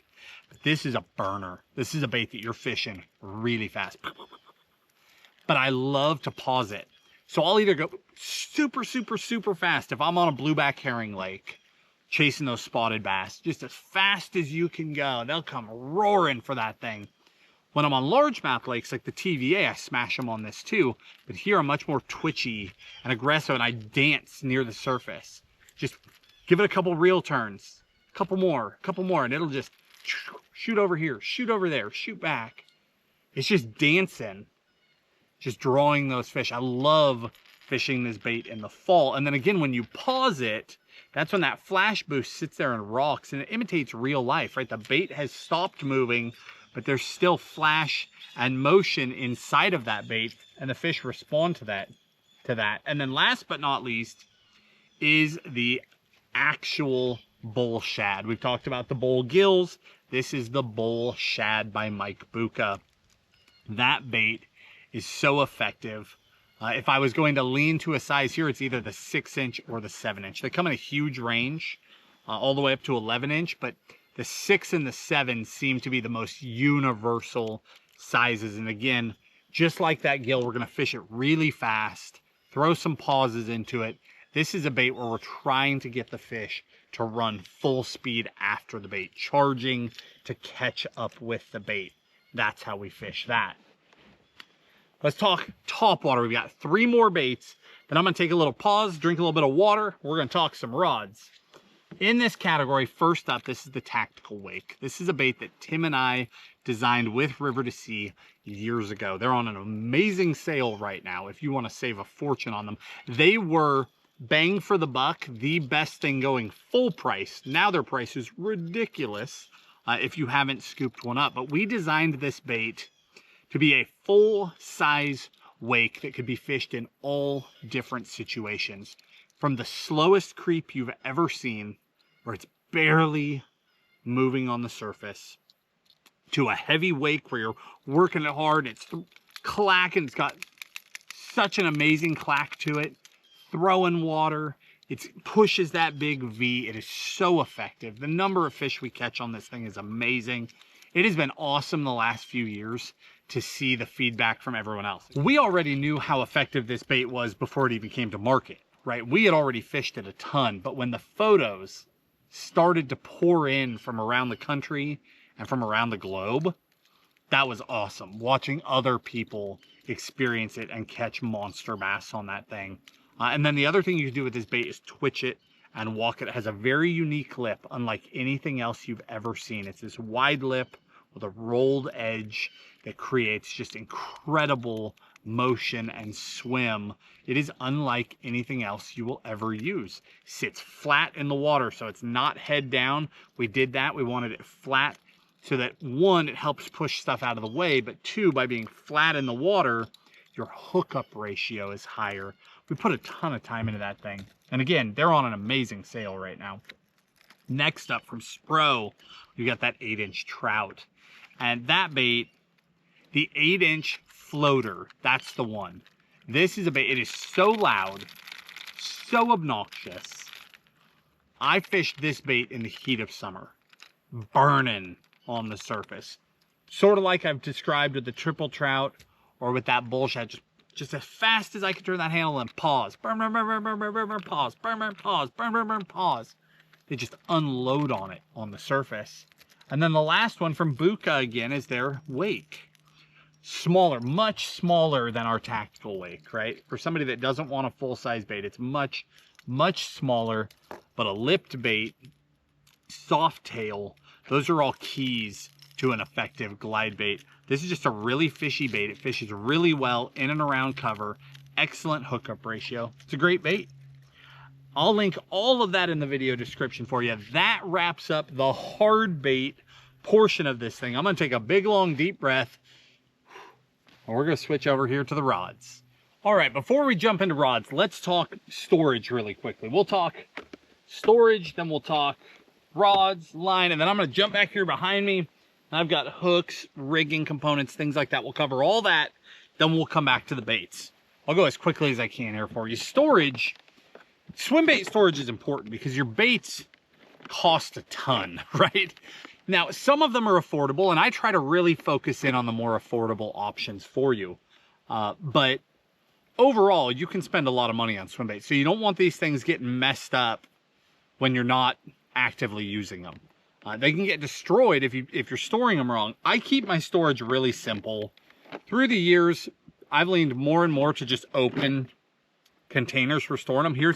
I just grabbed this one. It was laying right here on the floor because I'd pulled some of these baits out of it. But this is my boat glide box. This is the one that I keep in the boat with me. I'll pop it open and it's going to look really familiar, right? It's got glide swimmers and S-wavers and Spros and Gantarels and bait sanities, and it's got a variety of the baits that we've already talked about in that thing. But you can see that I keep my small baits over here on the side packed in tight, and then the larger baits laid in the open compartment. Just a very simple way to store those baits nice and tight where they can rattle around and bounce in the boat, and overall they do really well. This right here for single storage, this is from Spro. It's called the Serpa. These come in 3 sizes and you buy them as a multi-pack. These are amazing, quite frankly. I used these recently to go literally around the world on a trip with some really expensive glide baits that I didn't want damaged. And the way these work is you squeeze it to open it, okay? And you just drop your bait in. And then you stop squeezing and it holds that bait in place.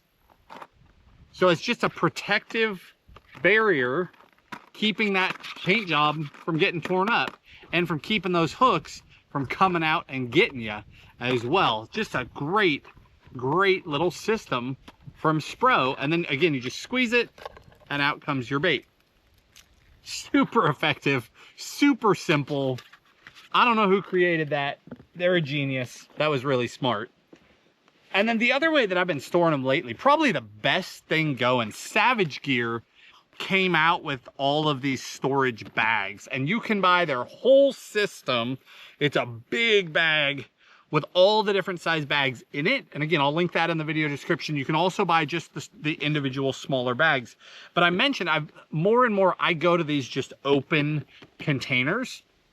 The last few years in my own boat, I've gone more and more to soft-sided containers because it's quieter and they don't take up as much room, and you can really cram them in and stack them together, and they just pack really well. I just like them in my boat. Everything is quieter. So these containers, again, a variety of sizes from like little 6-inchers to like full length, but they're skinny for your big glides. You got leaves landing everywhere.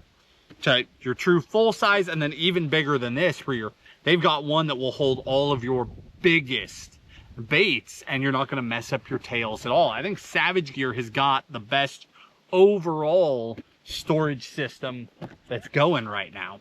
Now from there, let's jump into rods. Let's talk high end and we'll work our way to budget, the reverse of how I normally do things. But let's start right here. This is from Megabass. This is the Valkyrie World Expedition. This is a travel rod. If you've never seen one before, you didn't see that coming. Or this one. That is a 4-piece rod. Growing up, multi-piece rods were generally trash. I'm sure you experienced the same thing. That ship has sailed. Now, there are still plenty of trash multi-piece rods, but these rods are amazing. This rod right here in particular, so what I'm doing right now is I push them in, I line them up, and there's 2 little dots. If you line the dots up, it's a straight rod, but you want to come in crooked and then twist into place where they're straight, and that's how you lock the joints. And then down here at the bottom, same thing, come in, and then I straighten her up. Now that is a dead straight single piece rod. Guys are leery about multi-piece rods. Wow, these clouds are just, it's bright, it's dark, it's bright, it's dark. I'm sorry about that. Hopefully the camera can adapt and follow along. But let's get back to this rod. A lot of guys are afraid of multi-piece rods, but more and more travel rods are being accepted. And that's what this is. This Valkyrie World Expedition is a travel rod. They're incredible. Flat out. Just incredible. This rod is the 711 extra heavy, but it's very parabolic. So even though it's an extra heavy, it will throw 98% of the baits that I have laid out here on the deck. And I know that because as we go around the planet and the country, we're trying all these different lakes. We carry travel gear a lot. I have had this rod, are you ready for this? On 4 continents throwing big baits. Tim and I are unbelievably blessed. This is not a life we ever thought we would get to live. It is truly remarkable, and we take none of it for granted. We have gotten to fish some of the most amazing places on the planet the last few years, and we've thrown swim baits in a lot of them for some of the coolest fish you've ever seen, from some of the biggest fish in the jungle, giant arapaima. I caught an absolute freak arapaima, and that is the bait that was in that fish's mouth. Most people cut corners on arapaima. They fish live bait. We wouldn't do it. We went swim baiting, and we swim baited hard for days to catch them the right way. This last year, we got to go and fish for taimen, one of the biggest species in the world. Just an unbelievable, powerful river fish. Just a true hunter and a swim bait eater. And boy, did we have fun catching those fish on glide baits and on soft baits. Just amazing. But back to this rod, a true travel rod. This is the best one that I have ever found. This exact setup is how I travel. I take a Conquest MD with me. And the reason why is that when you are traveling more than across town, when you're traveling between states or out of country, there's not always a tackle shop that's going to save you if you break something. So I take the best gear that I can take so that I know that 1, I can handle the abuse from the fish. 2, I can put it to them, and my gear is never going to be the thing that fails. You take the best gear possible when you travel, and I just cannot say enough good about that combo. Now, for that day in and day out fishing, let's talk about that. Shimano came out with their Outlier line of rods last year. The Outliers are phenomenal. We've talked about them a lot, so I don't have to take a deep dive today, but it's a full line of rods. From a 7.4 heavy, I've got it sitting right over here off camera with a 6-inch mag draft on it right now, all the way up to your biggest extra heavies, right? Ooh, big gust of wind right there. This line of rods, that Outlier line, is incredible. So this is the first line of rods I'm ever aware of that came from a major brand, because Outlier is Shimano, that was done right for the swim bait community by a big brand. Normally they take a shot in the dark, and you know, they'll have a model that's great, and then they'll have models that are sort of misses because they are literally shooting in the dark. G. Loomis is the only other time that I can think where they just absolutely knocked one out of the park. That Loomis 966 SWBR, incredible rod for the money. But back to the Outliers. What happened here is that there's a young guy named Sam who works for Shimano, and he's on all the swim bait pages. The guy is eaten up with swim baits. And for the first time, you had a guy that had an understanding of swim baits, like garage swim baiting, that was also working at a company that had access to that budget and the R&D department and was able to build the real thing. And the Outliers are the result of all of that. Just amazing rods. Got that one paired up to a Corrado 300. And again, in the video description, when I link them, I'll give you some of our favorite models, because there are a couple of models that are real standouts in that line. Next one from Fenwick. In the Elite line, we have this 7.8 medium heavy. This is a super cool mid-size glide bait rod. It is a standout at its price.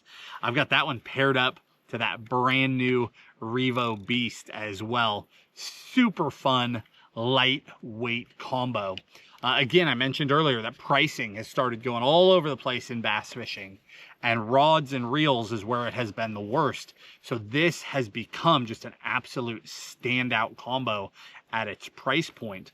It's got an excellent action to it, super lightweight, fishes really well. It's just a very, very fun combo. Next one up. Now, hopefully I have room to link all this in the video description. I don't even know if I will. If I don't have room, I'll probably cut all the reels. I'll still list the rod models for you, but you know what the reels are as we're talking through them. This one's got a Tranks on it.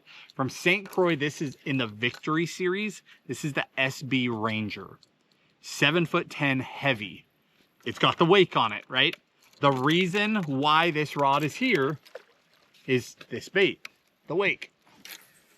When I fish this thing, most people take swim baits and just lob them out into the great wide open, reel them back, right? But sometimes you've got people, maybe you, who fish swim baits around cover a lot. I fish a lot of docks. When I am fishing docks, accuracy is everything. Because if I'm going to hit people's docks, I won't do it. If I'm going to throw a bait and crack somebody's boat, I'm not going to do it. I've got to be accurate or I won't take the risk. It's not fair to the homeowner. It's not fair to anybody. And I also don't want to take my expensive baits and break them on the side of somebody's dock. Let's be real, right?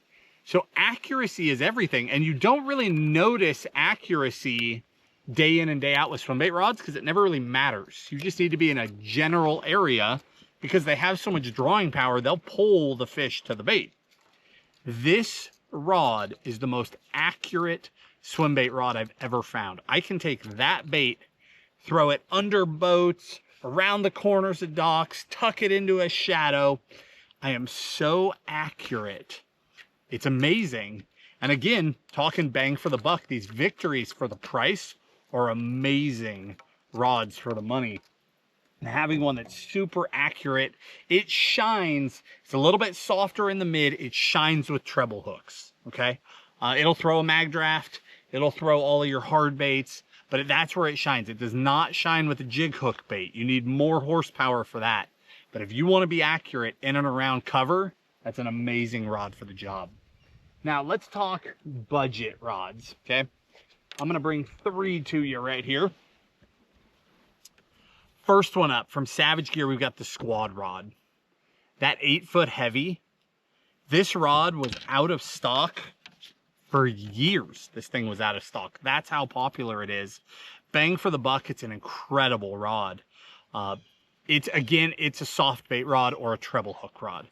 Sorry, not soft bait, hard bait rod or treble hook soft bait. That's where this thing is going to shine. Very parabolic.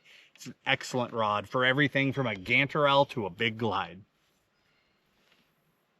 Next one up, from Dobbins, we've got the Fury, specifically the 806.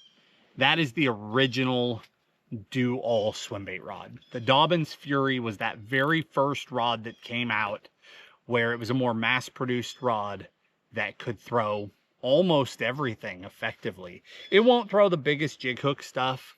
You'll struggle there, but it will throw everything else so well. I've got that one paired up with the little Tatula 200 on it. There is this trend of guys that spend a lot of time in like the 6 to 7 inch glides, right? Like the Shad glides, never really go any bigger. You don't need the giant gear if you're not going to those bigger sizes. It's when you go to those bigger sizes that you really have to upsize the reel as well. And it has as much to do with durability as anything else. You want that thing to hold up over time. And we'll talk more about this in a second. But there's a lot of people throwing a 200 size reel because fishing little glides, you don't need to make big bomber casts. You don't need tons of line capacity. That is a super cool combo.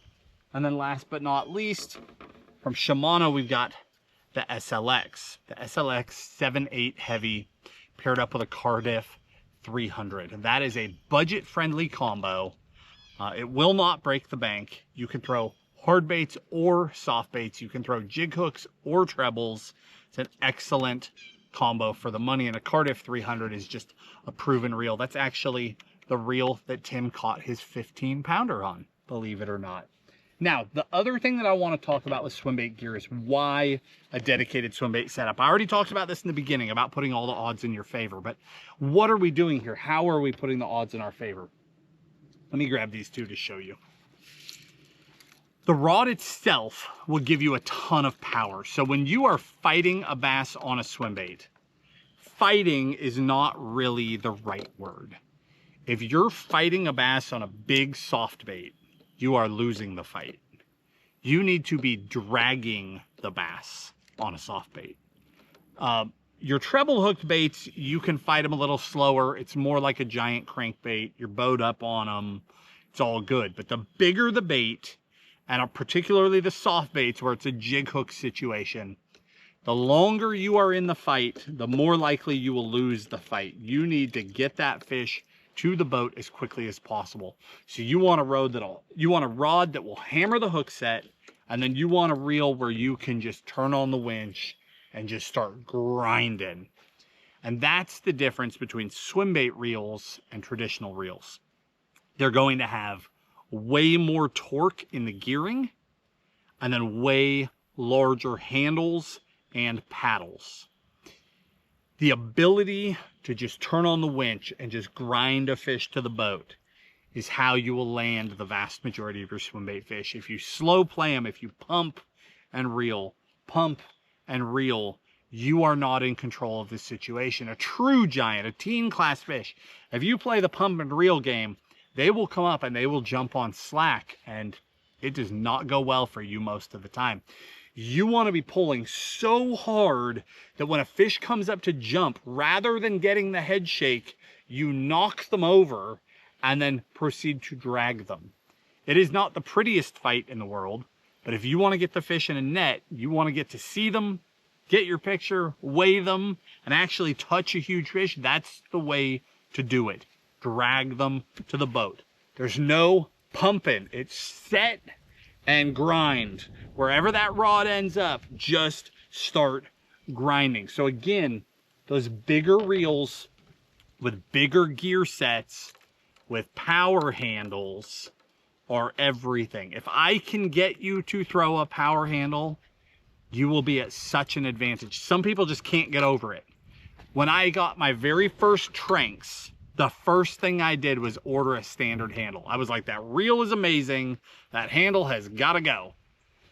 Before the standard handles even arrived, I caught some swim bait fish. And on the second fish, I was like, nope, I need power handles on every swim bait reel I've ever owned. These are unbelievable. It's not about how comfortable it is while you're fishing. It's about the ability to turn on that winch when you're fighting the fish and just force them to the boat. The difference is night and day. Now, one other thing about rods and reels is line.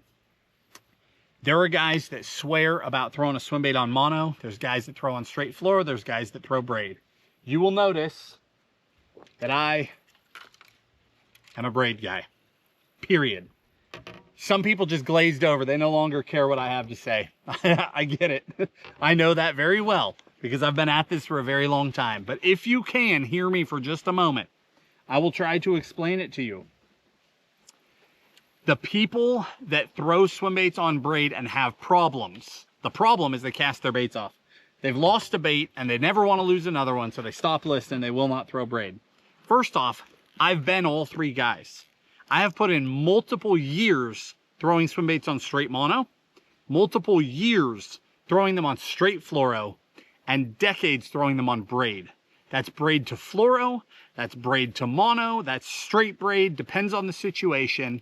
But I've spent years fishing all those different methods before I formed my final opinion. If you are casting off swim baits, you just misunderstand braid. That's all there is to it. Braid has a very thin diameter, which means you need to upsize the braid. It is not about needing stronger braid to fight the fish. It's needing stronger braid to take shock absorption cast after cast after cast after cast. I'm well aware that you can fight a tarpon on 20 and 30 pound braid and never have a problem, but you are not slinging a 1 pound bait to the tarpon. The heavy line is about castability day after day after day. I fish 65 to 80 pound braid. That is my main line. Now, before you freak out, let me say again, it's not about the fighting the fish.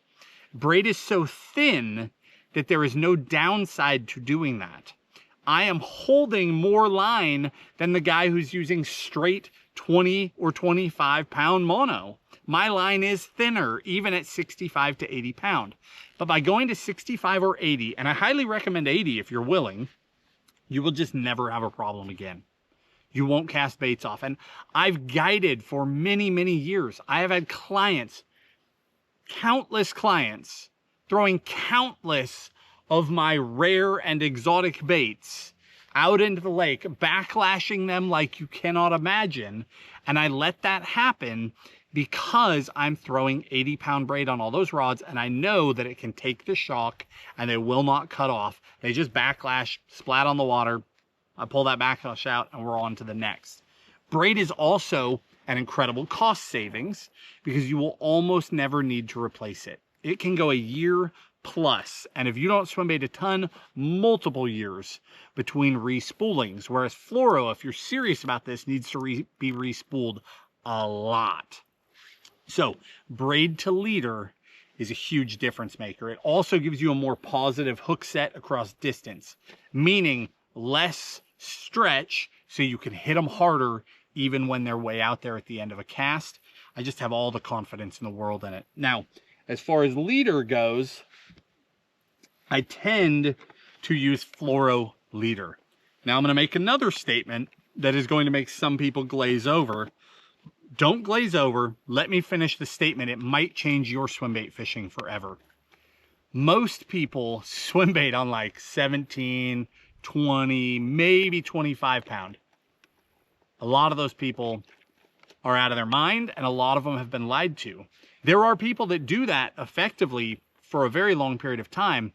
Most of those people aren't paying full price for their baits. Maybe they make the baits themselves, but they're losing a lot of baits. That's reality. It's costing you a lot, and you don't need to do it, especially if you understand line diameter. Almost all of my swim baiting is done with either 30 or 35 pound leader. 30 or 35. Again, do I need 35 pound leader to fight a largemouth? No. However, have I had a largemouth break me off on a straight pull on straight 30? Yes, it can happen. It's incredible how much power teen class fish really have, especially on a short line. But in general, do you need it? No. But again, we're trying to build a bulletproof system that can survive anything and will never be the cause of a fish loss. Now, here's the part you need to understand. Most people are like, well, I'll never do that because I'll get less bites. Okay, this is the part that's so important. This is Seagar Gold Label. This is Sunline Tenegit Shock Leader. These are the lines that I use. 30 or 35. See that? Okay.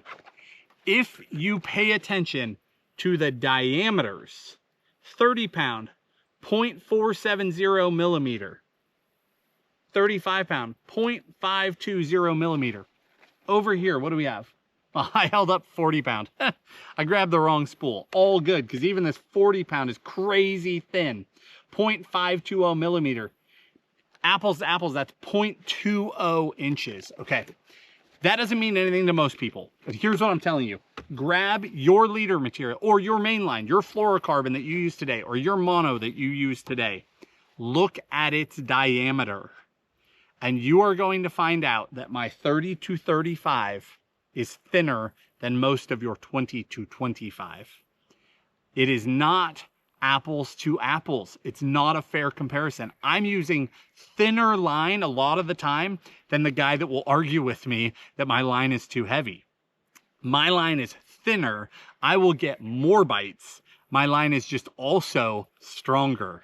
It is a win, win, win all the way around. Stop looking at the rating, the pound rating on your line.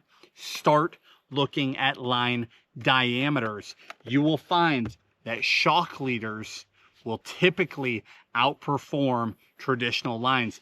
Braid to leader, I use way stronger line than most of the people around me, but I get more bites because I'm using thinner line, making better presentations, and they never even begin to understand that that is a thing. Now, let's talk hooks, upgrades, all that stuff real quick, okay? Here's the first thing I want to talk about. Let's talk about this little guy right here. I've got a trick for you. For the guy who swim baits a lot, sometimes you need to modify your baits. I nail weight my baits a lot. These Gamakatsu, these TG trigger nail weights are awesome. We just did a review of these. The reason they're awesome is that they have these two little metal barbs that stick out of them. So we'll want to weight baits for different reasons. Sometimes you need a bait to get down faster, but one of the big things is that I'll take a bait and it fishes perfectly, but then you store it out of package and it'll end up kinked. And once they're kinked, they're going to want to swim off to one side or the other. But you can save that with nail weights. You can also take a bait and get it to just plain fish more consistently. You take a bait that doesn't want to track quite right. You know, she's always leaning this way. We want to straighten it up. Well, one nail weight can do that. So what I'll do is take a nail weight and push it in to the other side. So if that bait is leaning this way, we'll put a nail weight over here on this side. That'll straighten it up. Or in the event of, say, a mag draft. I love the 8-inch mag draft, but sometimes I want to fish deeper.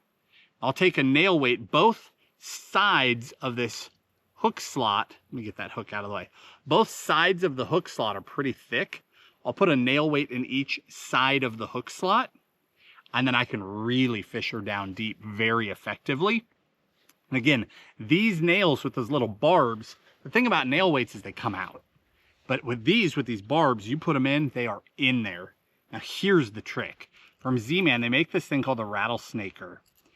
It's for taking these rattles, it's full of glass rattles, and putting them into baits. But today, that's not what we want.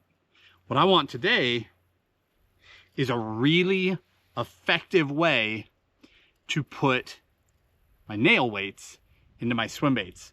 So this is a 1/16 ounce of that Gamakatsu. Let me pull this apart. So what we have is we have like the actual rattlesnaker, and then we've got this rod. Okay, they just pop together. That's all I did was just pull it apart. So we take this and we drop our nail weight in from the back. Now I'm gonna take this and I'm gonna position that needle into my bait where I want that nail, okay? Now I take the rod and I just push it in from behind, and it stuffs that nail into the bait, and I just back her out. Perfect nail placement inside the, I'm not shoving anymore, trying not to get myself stuck on the hooks. You just take this, insert it, drop your weight in, grab that little ramrod, push it into place, back it out. Genius. It's the little things in life that make such a big difference. And then those specific nail weights with those little wires to hold them in place, that thing is never ever coming out of there. I need to put one on the other side, and now this is a deep sinking mag draft forever. All right, on to the next here. What else do we have? Other ways that you can keep baits down, because a lot of people, again, some people just want their baits to sink. They're trying to balance their baits. Other guys are trying to do the forward facing sonar thing. They need to get their glide baits down where they can see them on their live. You see a lot of people wrapping lead wire on their hook shanks. It works, you can totally do it, but I'm so against it. The reason why is I never want to do anything that changes the hook gap, the difference between the point of my hook and my shank. I want maximum hook gap at all times. So wrapping wire on that shortens that gap, and you don't hook them as well. You don't hook them as deep, and you're more likely to have fish come off. So I am much more in favor of using sticky weights. The old Storm suspend strips and suspend dots. Bait Sanity makes something very similar, but they're tungsten, both little dots and strips. But using those you just stick them to the chin or to the belly of the bait, and you can stack them, you can layer them. There's times where I'll have 6 or 8 or 10 of those on the bottom of a glide bait to get my bait down, but I'm not messing with my hooks at all. I am not a fan of wrapping that wire and screwing up those hook gaps. What else do we have here? All right, let's talk swim bait hooks for a minute, okay? We won't go down the rabbit hole, even though today is a day for going down the rabbit hole. We've talked about this in other videos many times, but upgrading hooks on baits. As a rule, there are a couple of exceptions. There's been a couple times today where I've said, yeah, I don't change these, they're good stock hooks. But as a rule, I take every hook and every split ring off of every bait and throw it in the trash. I really do. Way more than necessary. I mean, there's a lot of baits that you can fish the stock hooks, so you'll be okay. But again, I'm talking about investing in your rod and reel to maximize your chance, right? Put all the odds in your favor that you possibly can. This is that same category. So every bait, I don't assume that the hook they put on there is my best option. I don't assume that when I hook a 9-pounder that their split ring is going to hold. All of that comes off and goes in the trash. I've been this way forever. I've spent a fortune on hooks and split rings, but it matters day in and day out when I'm landing giant fish. It matters. So, hooks. I've got 3 main swim bait hooks that I put my time into anymore. We've got the Owner ST36, which is the standard 1X treble, so standard wire. Then I have the Owner ST56, which is going to be the 3X, okay? The 1X is like a true round bed. It's just got the faintest little tip to it. The 3X is a little more turned in. In between those is a 2X where the points are really tipped, and I personally don't use that hook. I use the 1X and the 3X. For a 2X hook, so like an in-between, Gamakatsu came out with their treble RB big bait special hooks last year, and that is a true round bend, points that come straight up parallel to the shank, and I prefer that hook for a 2X.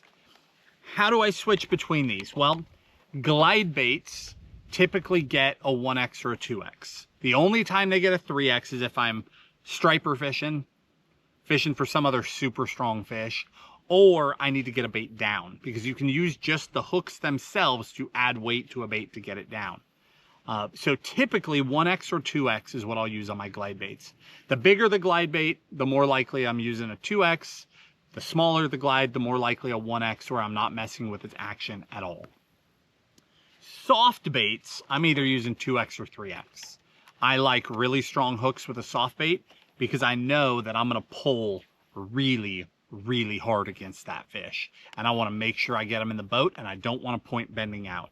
So the vast majority of the time I'm using that Owner ST56 if I'm adding any hooks to a soft bait of any kind.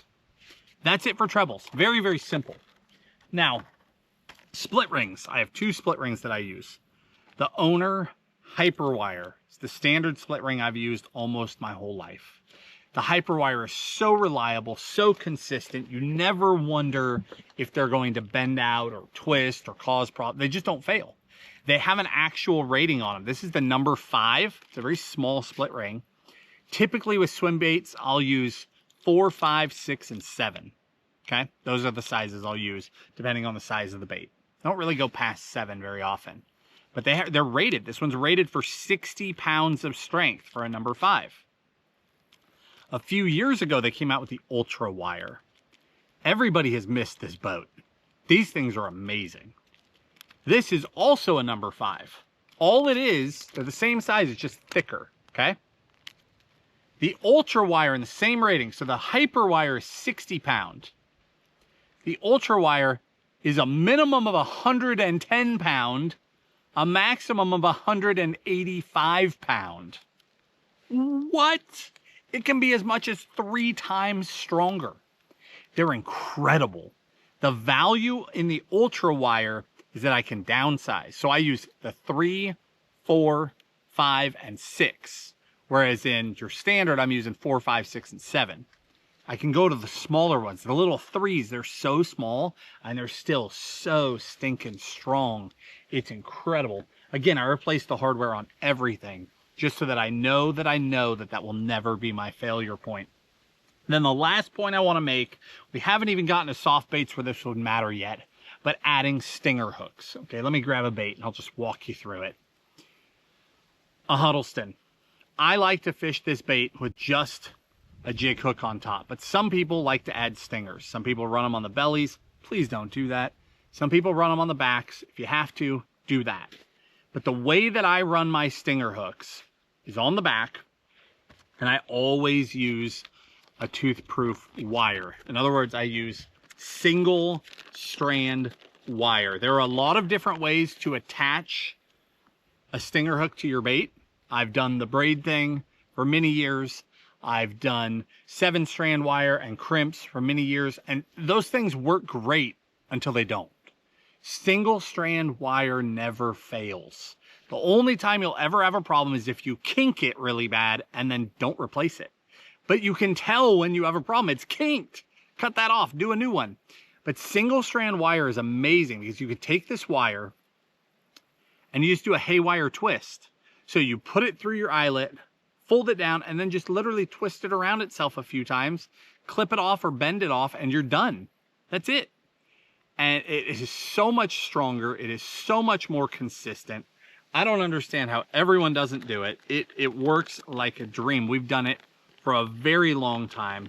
Single strand wire is the most effective way to consistently add stinger hooks of any kind to your baits. And again, if you are going to add a stinger hook, please add them on the back. The reason why is that when a fish engulfs a bait, more often than not, the bottom side of the bait is in the bottom side of their mouth, which means if you add a stinger way back on the bottom, it is more likely to be in the gills.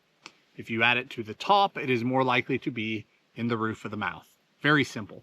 Some baits have belly trebles. There's no way around it, but they are farther forward on the bait. They typically stay forward in the mouth and don't cause problems. You don't want to add one further back where you just up the odds of getting it into that fish's gills.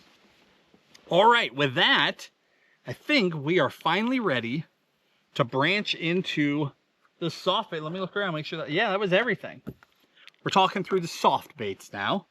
Let me take a drink of my tea here. We'll keep this thing rolling. All right, soft baits. Let's start with bluegill baits. And I think on the soft baits, man, I take the glasses off, I put the glasses on, these clouds, it goes dark, light, dark, light. I'm gonna go a little faster through the soft bait portion of this so you're not here all day, because you've already been here a long time. First one up is that Savage gear. We don't really need to talk about it again because we talked about it in the very beginning, but that is such a consistent bluegill imitator. Chuck and wind, they blast it. My favorite way is to fish it with the belly configuration.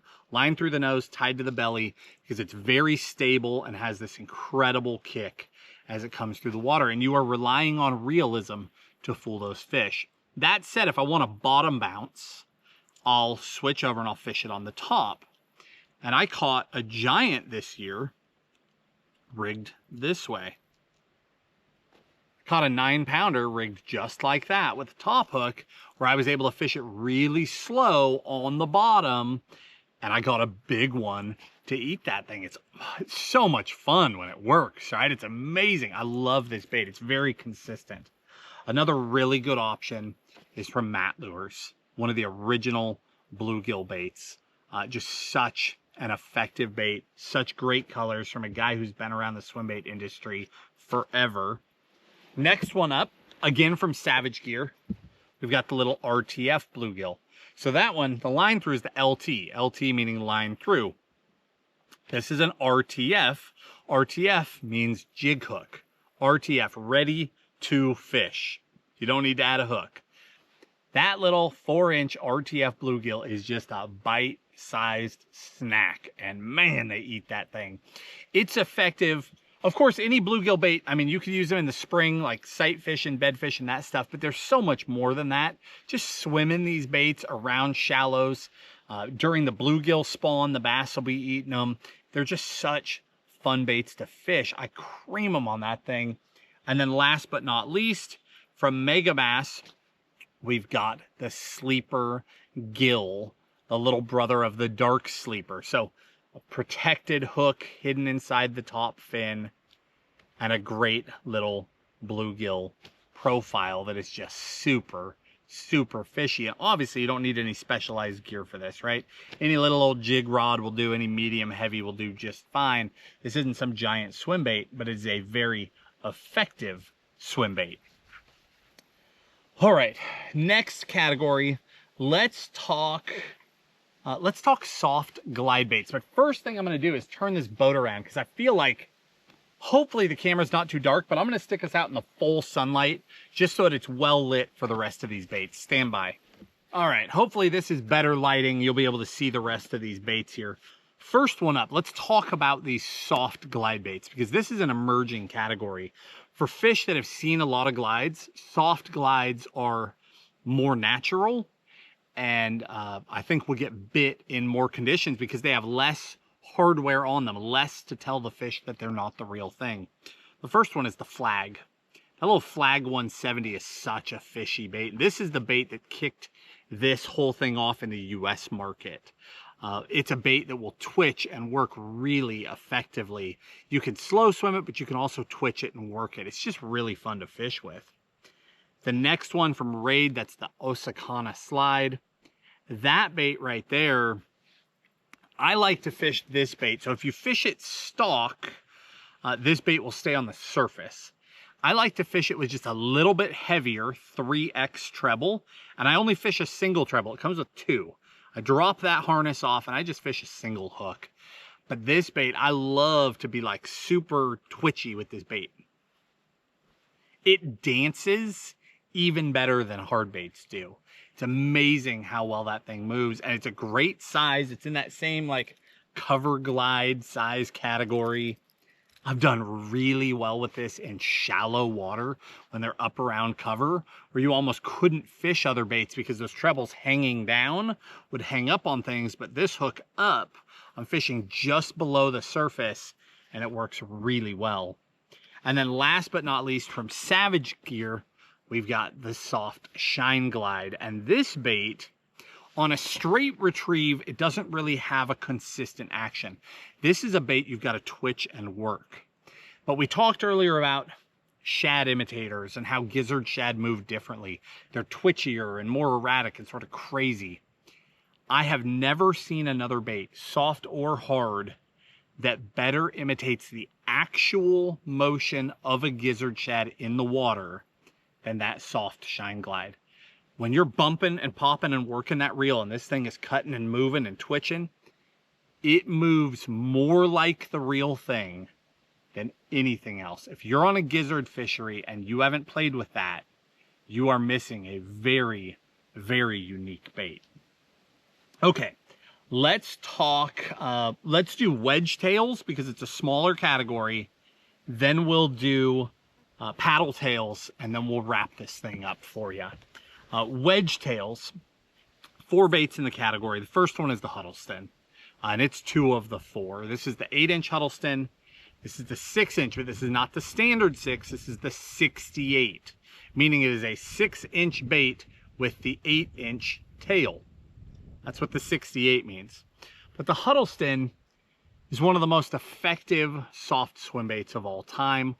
In more recent years, we've spent more time. Savage Gear has a very similar bait, and it's got some really fishy colors, but they actually just discontinued it. I believe it's getting a revamp. I would assume that it wouldn't actually be going away, but right now it's not widely available. The Huddleston still is. This is the bait that I caught my 17-pounder on. To this day, I've caught more fish over 10, actual double digits, like weighed on a certified scale, 10+ pounders. More 10+ pounders on the 8-inch Huddleston ROF 12, that's the sink rate, the ROF 12 with the jig hook, than on any other single swim bait. That is the bait that I've landed the most true double digits on. It's just an incredibly effective bait. You can fish them fast, you can fish them slow. Where they really shine is in the winter time, where we're just barely creeping on the bottom because the bait will stay upright. It's very well balanced. It will stay upright and it will just bump along the bottom. And every time, it won't even be swimming, we're going so slow, but every time it bumps a rock or bumps a piece of cover, that tail will sit there and waggle, and it works. They just eat it. It's really an effective bait. Two more in that category. From Matt Lures, we've got that shad right there. The Matt Lures shad is a super fun bait. I've had the opportunity to catch some really, really big shad eaters on this bait as well. I've done some damage in Texas on this bait in particular. Just something about those full shad profiles in Texas lakes. They eat them. And then last but not least, from Z-Man, we have this bait called the Shadtron. This is a bait that is newer, and I think for the most part has been overlooked by swim baiters, and they are missing it. This is such an effective shad imitator. Wedge style tail, a Laz-Tech bait, meaning one bait will last you through countless fish. It's a line through. So it is a top hook, jig hook, but line through. So when you hook a giant, the bait goes up the line and you've got them on just the jig hook. That is such a good option. This is not a bait that you want to be overlooking. It also has the option to go line through to the belly if you want to add a treble. It's got a little keeper and you can fish it that way as well. You can do either one with it, but that comes in several sizes. This is the larger size, but that Shadtron is not a bait that you should be sleeping on. That's a bait you want to be throwing. All right, that's it for that category. Very simple. See, that category is very realism focused. And what I mean is wedge tails require a straight retrieve. Not a lot of twitching and working and popping. Just steady retrieve. And that's why you're going to see such detailed, natural colors and profiles, because these baits rely on realism to get a fish to see it, to believe it's the real thing, want to eat it, and swim over and eat it. Where they really shine is clear water, and then as water gets colder, that wedge tail continues to move in really cold water. So they'll work so well, even in the coldest of water in the 30s and 40s, they fish super effectively. Paddle tails, on the other hand, wider kick, more erratic, more of your general bait fish imitators. When the water gets really cold, they tend to not work quite as well, but they're just incredibly effective the rest of the time. We've got a handful of baits in this category. We've got some weedless options, but let's start with our standard options. The first one is going to be the Baka Burrito. The Baka Burrito is an amazing bait. This was a collaboration. So Gail Ratcliffe, Burrito Baits, built, hopefully I said his name right, I'm not actually sure, but Burrito Baits made this bait, and then demand got so high that Mike Buka, Bullshad, came in and they did a partnership, and now Mike makes those baits. And it is just, that's a match made in heaven. I mean, it took one of the best soft baits ever made and made it widely available to the masses. Tim and I had nothing to do with any of that. None of that history, nothing, knew nothing about it. But we started scooping up burritos and fishing them. And once in a while, you find one of those baits that has the magic, right? It just catches them. The 5-inch and the 6-inch are both amazing baits. But like day in and day out, summertime fishing, ledge fishing, the 5-inch, it catches so many fish, it's crazy. The 6-inch tends to get the bigger fish because it's a very tall 6-inch. So it's actually a pretty large bait, even though it's not very long. The 5-inch gets numbers and numbers of big ones like you cannot believe. So Tim and I figured out just how much damage we could do with that bait. I mean, just smashing them. So we called Mike Buka and we're like, hey man, this bait's special. And he's like, yeah, I know, right? That's why he's making it. We said, listen, I think the only thing lacking here is some colors. Could we put our heads together and design some tactical colors to take this thing to the next level? And we did that. We created Tactical Shad. And this is the, I mean, by far in the burrito, this is the color. It's a combination of like a Tennessee shad with an electric shad. So you've got that like brownish, sort of a Tennessee shad type hue to the back, a really clear bottom. And then it's got that purple blue glitter throughout, that electric shad glitter. This is the color, I'm telling you. Everywhere we go, in this country and beyond, this color just crushes. Now, we realized over a year or two that when the water would get dingy, there were times where they weren't eating it as well. And it's because it is a very ghosty color. So we went back to Mike and we created 2 more. We created Tactical Gizzard, which is the same glitter in the top, but more of an opaque, solid bottom. So where here it's a ghosty bottom, very natural color. Here it's more of a solid tone bottom, but then it still has that purple flake in it. It's still just magic. And then we did Tactical Chartreuse Shad, which is that exact same back color again, exact same to a T, with that beautiful fine purple and blue glitter in it.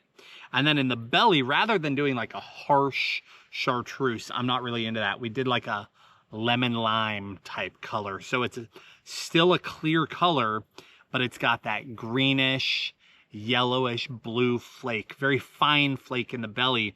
It just adds a chartreuse hint to it. And that is such an amazing color. That is a Tennessee River slayer. But the burrito in general is an incredible bait. And then we added these 3 colors to that lineup in both the 5 and the 6-inch just to make it more effective in all conditions. And we throw it a ton. And it's such a neat bait. That bait can be fished really shallow. It can be fished really deep. They make it in both a medium sink and a fast sink. I throw the fast sink more often, even when I'm shallow, because I just fish it fast, right? The bait's got a really good thump to it. It is a silicone bait, so a stretchy bait. Silicone, the material itself, costs a ton more than plastisol. So you will spend more for a burrito than some of the other baits in the category, but their durability is amazing. They last. They'll go through tons and tons of fish. It's just a super fun bait to fish. Next up, from Megabass, we've got the Mag Draft. Okay. We talked about the 6 in the beginning of the video. We've actually talked about the 8 quite a bit too. That's the one we just added that nail weight to. I need to put one on the other side, obviously, to balance her out. But the Mag Draft is one of the best swim baits of all time. It is. I was actually late to the Mag Draft party. I'm not going to lie. When I lived in the West, a lot of the fisheries I was on were like trout and kokanee fisheries. Mag Draft wasn't my favorite bait. When I got out east, put a bunch of time into glides, there's a lot of people that glide on these big lakes out here. So I went back to some of the soft baits, just looking to be different.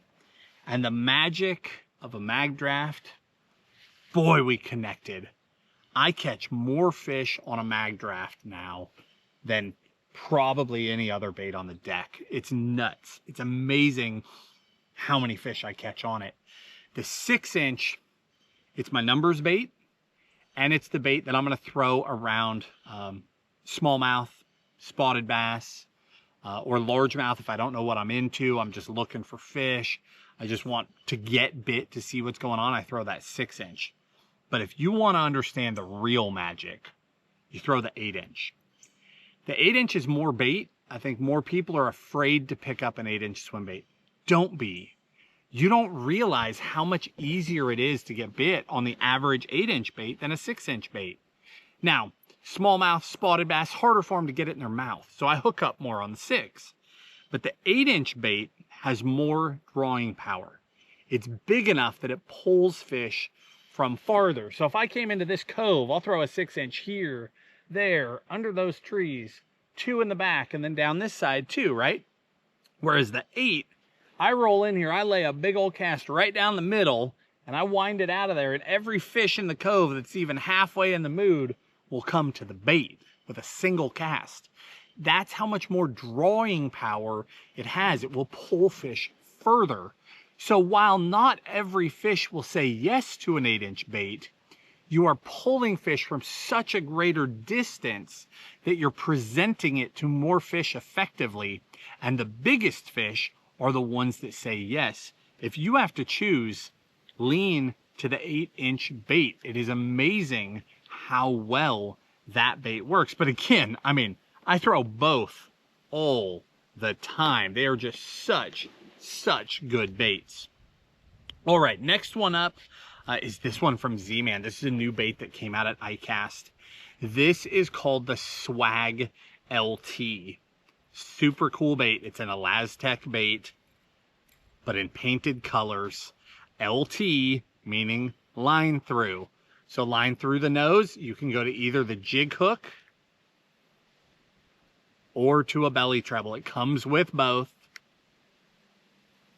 The jig hook again goes in that slot and is secure at a perfect hook angle for hooking up. That treble comes with this great little snap in system. This is a really cool bait. It comes in a 5-inch and a 6-inch. So it's a numbers bait, a tournament bait, a fun fishing bait. You just want to catch fish. That's a bait that you can tie on. You can go either way, right? You can go belly treble or jig hook on the back. Your judgment call. Both are line through, but it's a super effective bait. Great kick to it. Great body roll to it. Very consistent action, and in some super cool colors. There's an awesome perch color for the northern guy. I mean, it is so perchy looking. It's amazing. You've got a bunch of really good shad options, from like your bolder shad type colors to your really natural colors like this. You have some great choices, and again, a Elastec, where it is just going to take a beating, fish after fish after fish after fish. And then you can even replace your hooks too, because it's line through, right? You can just keep it alive, keep it going. And this hook that they use in this thing, they sell replacement packs of these. That particular hook is so strong. There's something about this shape. It is so strong. I never bend these things out, because this hook is available in some of their other baits. I've put a lot of time on that hook and I really enjoy it. This is a cool bait. And then last but not least, of course, that B5 and B6 from Big Bite that we talked about in the very beginning of this video. Again, a very simplistic line through, but one that I've caught countless fish on. I fell in love with the B5 smallmouth fishing many years ago. And then I got home to the Tennessee River, pulled it out of my rod locker because I still had it tied on. And my goodness, did it work here on the Tennessee as well. Just an amazing bait at a phenomenal price point, and it's just a proven fish catcher. It's very simple. It's just a little line through tube with a weight on it. You can see it inside there. There's no secret to this bait. I can see the whole setup. Single little treble, but man, it gets them. It's a great little choice on a budget. And then last but not least is going to be that more weedless option. For that, it's the Mag Draft again, but it's the Mag Draft Freestyle. They come in a 2-pack. You can rig them 2 very different ways. So I already talked at the beginning of this thing about that diesel minnow, right? That 6-inch diesel minnow on that diesel eye jig head. Such an effective fish catcher. Well, I actually started out throwing that diesel eye in a Mag Draft Freestyle before I ever even tried that diesel minnow, because coming from the swim bait end, you always try like the more expensive baits. I don't know, somehow they brainwashed us to want to throw the expensive stuff first, right? So for years I would do this, but I'll get to that. The Mag Draft Freestyle is designed to be fished weedless. So take an owner beast, an 8/0 owner beast, and you rig that guy up weedless, tuck that hook in the back, and I can take now a 6-inch Mag Draft and fish it through any type of cover. We take these, we fish them through wood, through grass, skipping docks. If you don't know what's under there, you don't want to hang up. Anywhere that you want to run a bait weedless, that fishes so well. Now, it was actually striper fishing that I discovered rigging that diesel eye. That was why I even wanted that hook, was because I was striper fishing to start with. I had these striper that were down deep, and they were hard to fish a swim bait to. They were in like 40 foot of water, and it was fast current. There's not much you can get down there, but I had some 1 ounce diesel eyes from saltwater fishing. I was like, man, that'll work. So I cut the face off that freestyle. And the right place is like splitting the eyeball in half. That's the right cut to put a diesel eye on there and get it to actually mate up properly. And of course, this is just a bold color because, again, striper fishing. But I discovered something magical there. That combination, that jig hook is so powerful. There's nothing you can hook in freshwater that can bend it out. There's just not. There's not much you can hook in saltwater that'll bend that thing out. It is so powerful. And by having an exposed lead head down on the bottom, you are so much more connected to your bait. The night fisherman should be hearing me loud and clear right now. When you're swim baiting at night and you're bouncing bottom, a lot of times with soft baits, you're just not that connected because it's a mushy soft bait hitting the bottom, right? So you don't always know if that's rock or wood or what you're banging into. When you've got a jig head, you know exactly, you're connected. Donk, donk, donk, donk, bouncing through the rocks, right? You're connected. You know you have excellent contact at all times. This just started to shine for me. I've caught so many fish on that. And then wanting to expand on that, I was like, man, what else can I throw? And when I landed on the diesel minnows 2 years ago, I'm like, oh, the bait that they designed the head for. Yeah, guess I should have done a little research early on that one. Stretchy, you want a durable bait, a budget-friendly bait. You're buying them in a 3-pack. It's just a killer option paired up to that head. If you're a night guy, if you're a budget guy, or you're a guy that just wants to send it and forget it because a Laztec will just take the beating, that is such a great combo for all of those situations. All right, guys, with that, we are going to wrap this one up. I love talking swim baits. I could go for many more hours. You probably could too, but at some point, we've got to call it quits. Guys, I hope this helps you. I really tried to lay it out there for you, what each style of bait is for, where I would throw them in different kinds of fisheries, the exact gear, the exact line, when I would upgrade hooks and why for each hook. I want to give you the keys to the kingdom. I want you to catch your new personal best. I really do. As I said in the beginning, I hope you will be respectful of that fish when you do catch it. I ask that you turn them loose, but again, you're not breaking any laws. That's your own business. But I hope that you make the choice to help your fishery continue to grow and flourish into the future. Guys, if you enjoyed the video, hit the like button, subscribe to the channel, and we'll talk to you soon.